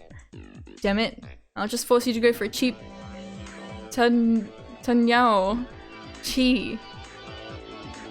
Straight? Well, sorry, I'm going to pawn that tile. We're now going to call 3 of a kind after he declared a straight, trying to override and interfere. Boy, you're getting pretty used to this. Oh no, I couldn't even compare to you guys who've been playing since before I was even born. That's game. Run. Triplets, 2 red Dora and 3 more Dora. I'm the dealer, so this will cost you quite a bit. God. Nice job. Now I have to get serious, won't we? Well, can you get serious about handing over your points? I'm tired, so let's end this quickly. Akasaka-kun? This is somehow unreal. Before I could realize it, there was an ominous cold air emitting from beneath Akasaka-kun's feet. Whoa, how blasé. The 2, 5, and 8 Manzus are laughing at you. Damn it, boy, you. Kurodo, finish it. You have to end the boy's turn as dealer. I hate to admit it, but that seems like the best option. There it is. Run. Simple straights, 1 Dora. Sorry, head bump. Run. Straight. Head bump. You damn brat. I have no idea what's going on. Brat? So you played that sloppily against a brat? Guess that means you're worse than a brat yourself. It's so interesting. The way you guys call people things like brat and boy. Hehehe. Akasaka-kun, that is you, isn't it? Feels like you're a totally different person. You thought that I, being a sucker, would let you drink some good booze tonight. Seems that you were a little off the mark. Run, triple straight, red Dora, and another Dora. Whoa, he actually did it! That's why I'm saying you guys are slacking. No matter how you look at it, you have to be able to read such an obvious 3-way weight. Akasaka-kun chuckled as he rested his chin in his hands. That pose was so fitting it was almost scary. Hey, Kurodo, this isn't what we discussed. Who the hell said he was a naive sucker ripe for the picking? Who could it be? Ooishi-san, this is bad. If he keeps going like this, we're seriously gonna lose. Akasaka-kun, you to make me get serious. Looks like you really want to be milked dry. Pawn. Pawn. That sounds nice. One more time. Pawn.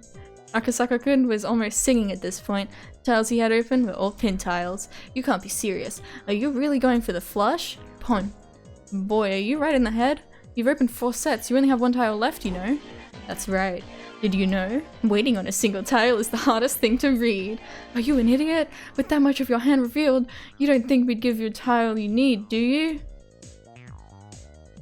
Foo. I know what you're doing, Akasaka-san. That's not flush or a half flush, is it? The fact that you called pawn 4 times means you're already in a position for an all-triplet hand. Right now, you're far and away in the lead.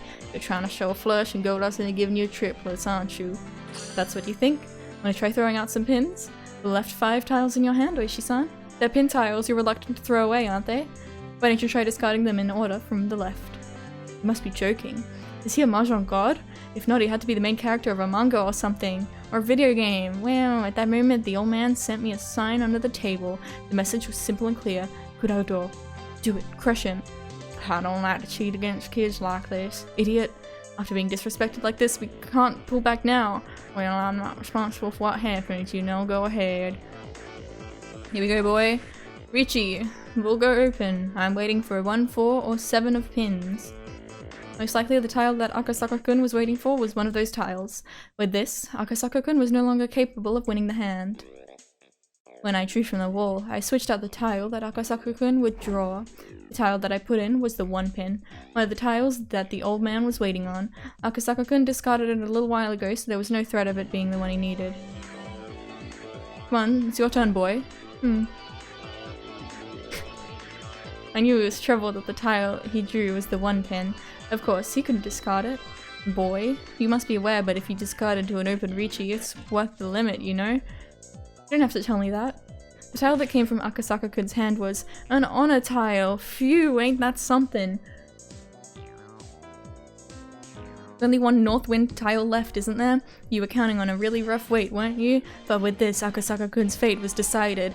Heh brat, you're lucky you're safe. But your hand only has a single tile.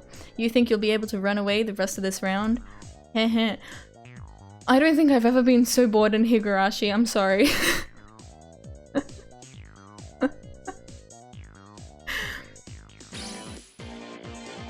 So it's gonna be like that. Akasaka-kun glared at the old man with a discerning eye. This guy had pretty good instincts. Did he figure out we were cheating?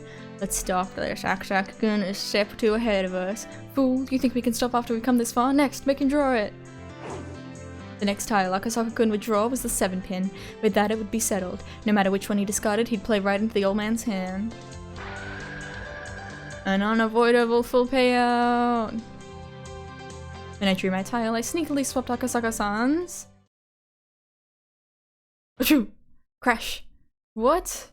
Akasaka-kun suddenly sneezed, collapsing the wall of tiles in front of him. Hey, what are you doing? Sorry, I accidentally knocked over the wall when I sneezed. There's a penalty for that, right? I'm the dealer, so 4,000 to everybody? Or should I pay a deposit? Unable to hold back, I guffawed. Akasaka, knowing he was going to be cornered a second time and unable to escape, he took the drastic measure of knocking over his own wall. You're a good boy to get away from a full payout like that.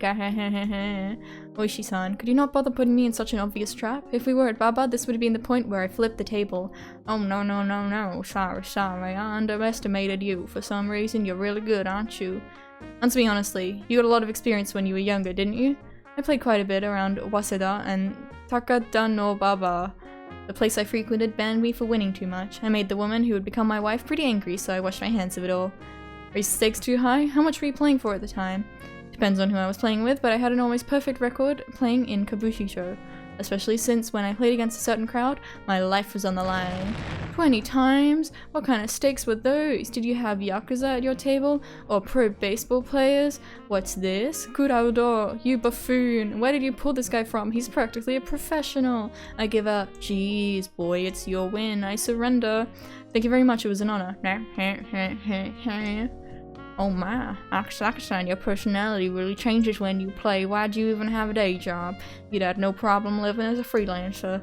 To be a pro mahjong player, you need both talent and luck. I didn't have anything like that supporting me. Luck is luck. With somebody of your skill, I'd think you'd be able to make it pretty far. Normal luck doesn't cut it. Calling a con, and 1 time out of 3, you can aim to win on the extra draw with 4 Dora. That kind of luck.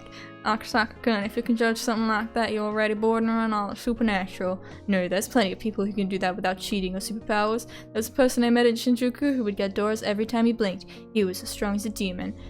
There was a pro I played with in Yokohama who would draw the tile he needed immediately after calling Riichi like it was an everyday thing. I don't have that kind of luck. What type of folks were those? They weren't named Ryu or Satoshi by any chance.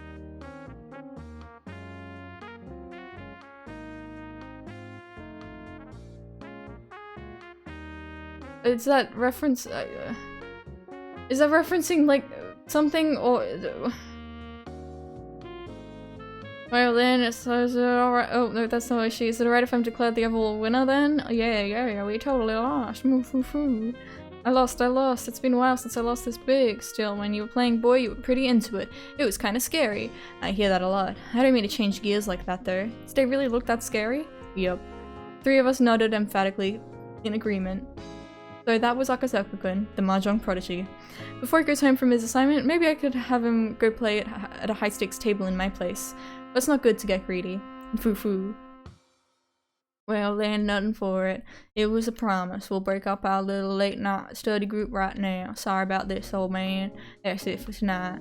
Nothing you could do. I'm going home to sleep. My body won't last like this. Problems at work? Oh, he's the foreman at the primary construction site at the Hinamizawa Dam. Oh, is he now? He's butting heads with the residents every day. It's a rough business. Oh, is he now? Around next year, I might be in charge of the second side as well. This guy doesn't have a sprite, yeah? Yeah. I heard that Kuroda-san was pissing blood. He won't hold out much longer. You'll be alright, old man. Your skull's thicker than it looks. Foo. I'm not exactly a saint, you know. There's times that just make my blood boil. I especially can't stand dealing with that bratty daughter of Sonozaki's. I think one of these days I'm gonna rearrange her face. Now, at least the pay is good, right? I heard the wages were pretty exorbitant. Of course they are. If the pay was cheap, nobody would hang around that god-awful job. Hey, Kurodo, exactly when are the police gonna tell all the villagers to shove off? There'll be a notice of eviction from the government, right? Maybe. I wonder what will happen. The old man, who identified himself as the foreman of the Hinamizawa Dam, spewed a few complaints until he felt better about it, then left quietly. Well then, let's go. I'll leave the rest to Sato-san. Oishi-san, are you going home? If I'm here, I'll just be in the way, won't I? Besides, the one who bought Sato-san services was you. I didn't pay for my share. Oishi-san was kind of sketchy, but he was strangely conscientious about some things. I felt quite a bit of a gap between myself and Oishi's generation from that part of him I didn't comprehend. Then boy. No, I can't call Mr. Mahjong here boy no more. Is Akasaka-kun alright with you? Yes. Then, Akasaka-kun, shall we go? Well then, Akasaka-san, later. If you're having any trouble, you can count on me anytime. I don't have any more money to pay you, you know that? Hey, if you go easy on me the next time, we'll be even. Oishi, seemingly still not having had his fill of playing around, but without overstaying his welcome, disappeared into the night. Yay!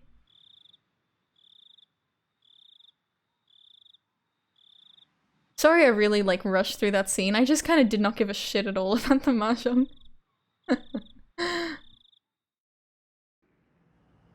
The informant, named Sato-san, had me get into his car before he set off. He favoured narrow roads and made numerous short left turns. Checking if we're being followed? Yeah, you know a lot about this. Checking to see if you were being tailed by making left turns was a rather classic technique. If it was just a single pursuer, you could confirm it that way, but if you were being tailed as a team, this archaic method wouldn't let you shake them. Of course, doing it anyway was better than not. I didn't hear anything from the boss as to who you are, Akasaka-kun. Related to the police? If you're familiar with checking for being tailed, the only other possibility I can think of is something like a private detective. If it's not something I have to say, then I'd like to refuse to answer that question. My. Ever since we played Mahjong, you seem a lot more mature. I wonder where that hesitant person went from when we first met.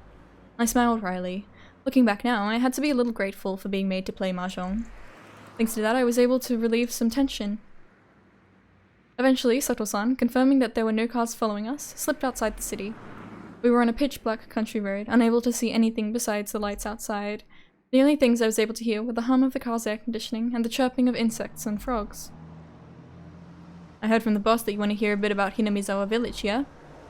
Like, about the old houses known as the Free Families who control the place, or that right now it's pretty much the Sonozaki family running things? You know that much already? I'll cut out the introductions. Please do. Then if you would, can you confirm or deny if the Onigafuchi Guardians is involved with the kidnapping of Minister Inukai's grandson? Sato-san checked the rearview mirror one more time to confirm there wasn't anybody behind us before speaking. Last night, the Sonozaki main house held a family council. Did you hear about it from the boss? No. If it was a normal meeting, then it would just be all the relatives coming together over a nice cup of tea or something, but a family council held by the main house isn't quite so relaxed. A family council held by the Sonozaki main house. There would be a meeting between those who truly controlled Hinamizawa village. They wouldn't be talking about private family matters, it would be about the village as a whole, about organizing activities against the dam project. Among other things, everything would be decided there. In reality, they were deciding the fate of the village. At the head of the meeting was Oryo Sonozaki, more or less called Empress Sonozaki. As the ultimate decision maker of the clan, she was to be feared and respected. Infirm with old age, she was often unable to stand on her own, but her words carried enough weight to sway the fate of the village. It seemed that lately she had grown weak, and on days where she wasn't feeling well, remained bedridden. Family councils that occurred while she wasn't feeling well took place with her on the floor, in the middle of a dignified Japanese-style room, still in a futon, only the upper half of her body sitting upright, a stern look on her face. That was Oryo Sonozaki.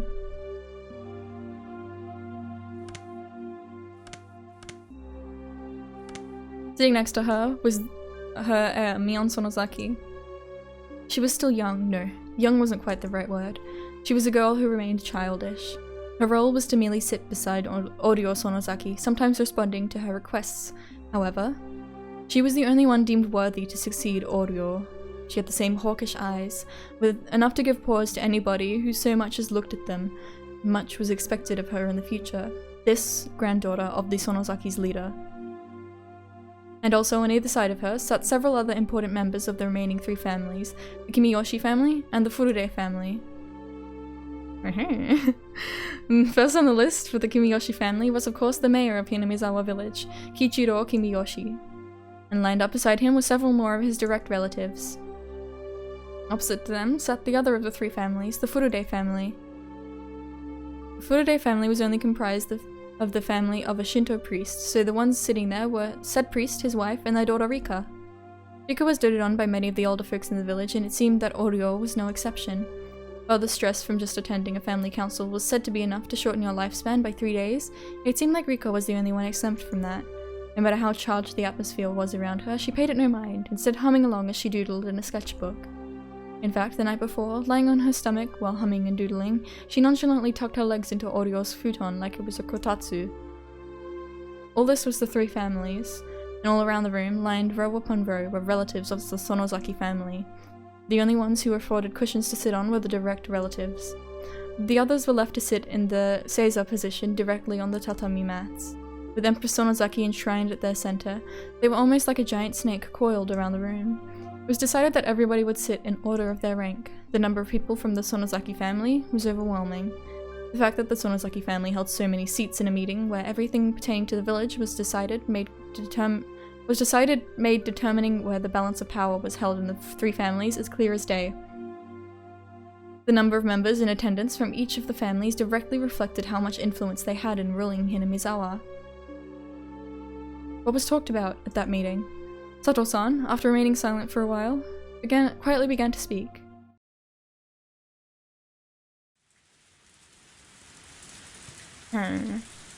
Wasn't our momentary gift of appreciation to the media a little large? Breaking the long moment of silence was the head of the Kimiyoshi family, Kichiro Kimiyoshi. The Onigafuchi Guardians wasn't a business. They were nothing more than a private organization pushing for the cancellation of the Hinamizawa Dam project, with no reliable source of income. Fundraising had always been a problem. When they first started operating, they had managed to collect a sizable amount of funds through donations, but as the conflict dragged on, that amount was steadily declining. This isn't an era where you can get what you want just by throwing rocks. It's very important you don't underestimate the power of the media, and we want to borrow some of that down the road. The expressions of the people related to the Sonozaki family were sullen, as the one who suggested that they should borrow that power was the family head, Oryo Sonozaki. The battle wasn't just about force of arms. In this civilized age, there were civilized methods of fighting. Oryo suggested that, creating a strategy and incorporating the mass media. Oryo's foresight was spot on, and the effects of that plan, while at first unclear, slowly began to manifest. If the physical confrontation at the construction site was meant to delay progress on the dam by even 1 day, then the propaganda war using the media was aimed at attacking the dam project itself. At first, there were those who had doubts about that strategy, but there was nobody who called those results into question. But in order to maintain those media ties, a colossal amount of money was required. As long as the amount of funds they had was abundant, things would turn out fine. It couldn't be argued that it was a massive expense, but the results spoke for themselves. But, with the conflict continuing to drag on, the circumstances had changed. The head of the Sonozaki family, no, the one who sat at the pinnacle of the Hinamizawa's three families, Oryo, had suggested the idea herself, so it was already untouchable and continued to be allowed to drain from the budget. Nobody acknowledged that it should be so allowed, but nobody could say anything. That was the price of dealing with the mass media. What do you think, Oryo-san? The only person who could object to a plan proposed by the head of the Sonozaki household herself was probably Mayor Kimiyoshi. Oryo, with a hard-to-define expression on her face, as if she had severed herself from the fetters of mortal emotion, simply listened quietly to Kimiyoshi's words. But really, it was hard to tell if she was quietly listening or didn't even have the intention of listening at all. Last year we went through a lot of trouble getting people to wrap their heads around the price hike on the bulletins we were putting out. We convinced them that it was just the one time. It just wouldn't do if we had another one this year. Right, Furude-san? The mayor looked to the priest and his wife from the Furude family for affirmation. The priest gave a vague expression, avoiding a prompt response. But his wife gave her answer without a second thought. That's right. The cost of the bulletins are a particularly harsh burden for the poorer families. Everybody is dealing with it for the sake of the village, but it's best we don't increase the prices anymore. The bulletin was, as its name implied, a bulletin published by the Onigafuchi Guardians. It outlined the Alliance's activities, ideals, and resolve, but you couldn't deny the contents were rather piecemeal. That bulletin's main goal wasn't to inform people, but rather was something to sell to businesses and people living in the village or connected to it, and using those sales to collect funds. In other words, it had become something of a tax. Of course, it didn't have to be said that this was one of the main sources of income for the Onigafuchi Guardians. Originally, purchase was supposed to be voluntary, but in Hinamizawa it had silently become the opposite. In the neighbouring towns as well, it seemed that many businesses were buying copies just to avoid butting heads with the Alliance. The priest whispered to his wife not to say anything unnecessary, but was struck down decidedly with a cold glare. Cowering from that glare, the priest shut his mouth. The priest's wife always held the power in their relationship. That was because she was the one who carried the Furude bloodline. Yeah, that's... We're getting that explicitly confirmed, but that was pretty much confirmed in the last episode. The priest merely married into the family. He was nothing more than somebody who adopted the name just to join the three families. He should have been able to find a spot fairly high up in the hierarchy of things, but the lack of authority in his voice meant he had still not gained any favour. Casting a backwards glance at her rather disparate parents, Rika continued to doodle whimsically without paying them any mind. Signalled by a look from Oryo, Mion brought her ear closer to her grandmother. There, something was said to her in a quiet voice. After responding with a couple questions, with a nod from Oryo, Mion looked around the room and conveyed her grandmother's words. There will be no freeze on the price increase for the bulletin. Kimiyoshi made a face like he had just bit into something unpleasant. That expression quickly disappeared like it had never happened at all. But Mion-chan, I think you already know this, but the cost of the bulletin is by no means easily affordable. It's a burden carried by everybody in Hinamizawa. If we make people carry too much of that burden, it's possible we'll collapse from the inside. And who on the inside would start that collapse? Who? I didn't mean it like that. I'm asking who would be the first to buckle. Being cross-examined by a girl who still had fragments of childishness remaining within her, the words stuck in Kimiyoshi's throat as he sunk into silence. Mion repeated her question once more, looking around the crowded room. Everybody refrained from making eye contact to avoid being pierced by her gaze. The words she had spoken were unarguably said in proxy for Oryo. That's why when Mion spoke them, they carried the same weight, but the look in her eyes was different. Like Oryo's, they had a hawkish gaze, strong enough that anybody looking upon them would freeze in their tracks and yield, but that gaze was, without question, one that belonged to Mion herself, as Mion would eventually inherit everything from Oryo. The day when she would stand up as a young and capable leader in her own right would come. Nobody wanted to believe otherwise for even a minute. That's why nobody even thought of Mion as just some sort of little kid. Kimiyoshi-san, nobody will lose their resolve over something like a price hike on the bulletin. Kimiyoshi, while grumbling a little bit, made a gesture as if to say he had no objection. The expenses related to the mass media will continue. If those expenses become too much, we'll have no choice but to continue the price hikes. Mion had rendered her judgment. Everybody bowed their heads, silently listening to her words.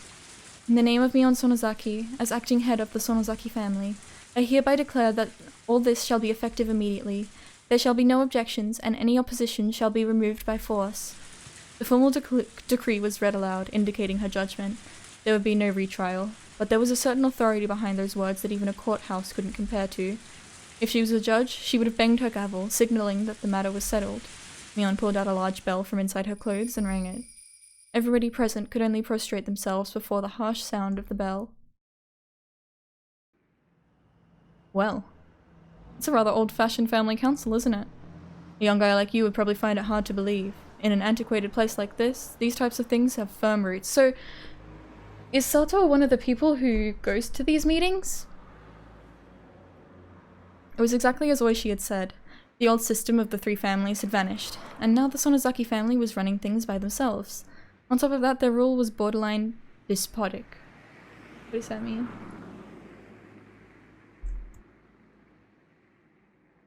Despotic. Despotic. Of or typical of a despot, tyrannical. A ruler or other person who holds absolute power. Okay. Was that the end of the meeting? No, there's more. I'll continue. Okay, I think we're gonna have to stop here for today. But thank you very much for coming, everywhere. I should be streaming tomorrow. If not, I'll let you know on the Discord. Discord. Yahoo! So yeah, thank you very much for coming along, everywhere. Hope you'll have a very good day or night. I'll see you next time. Bye bye. Bye bye bye bye.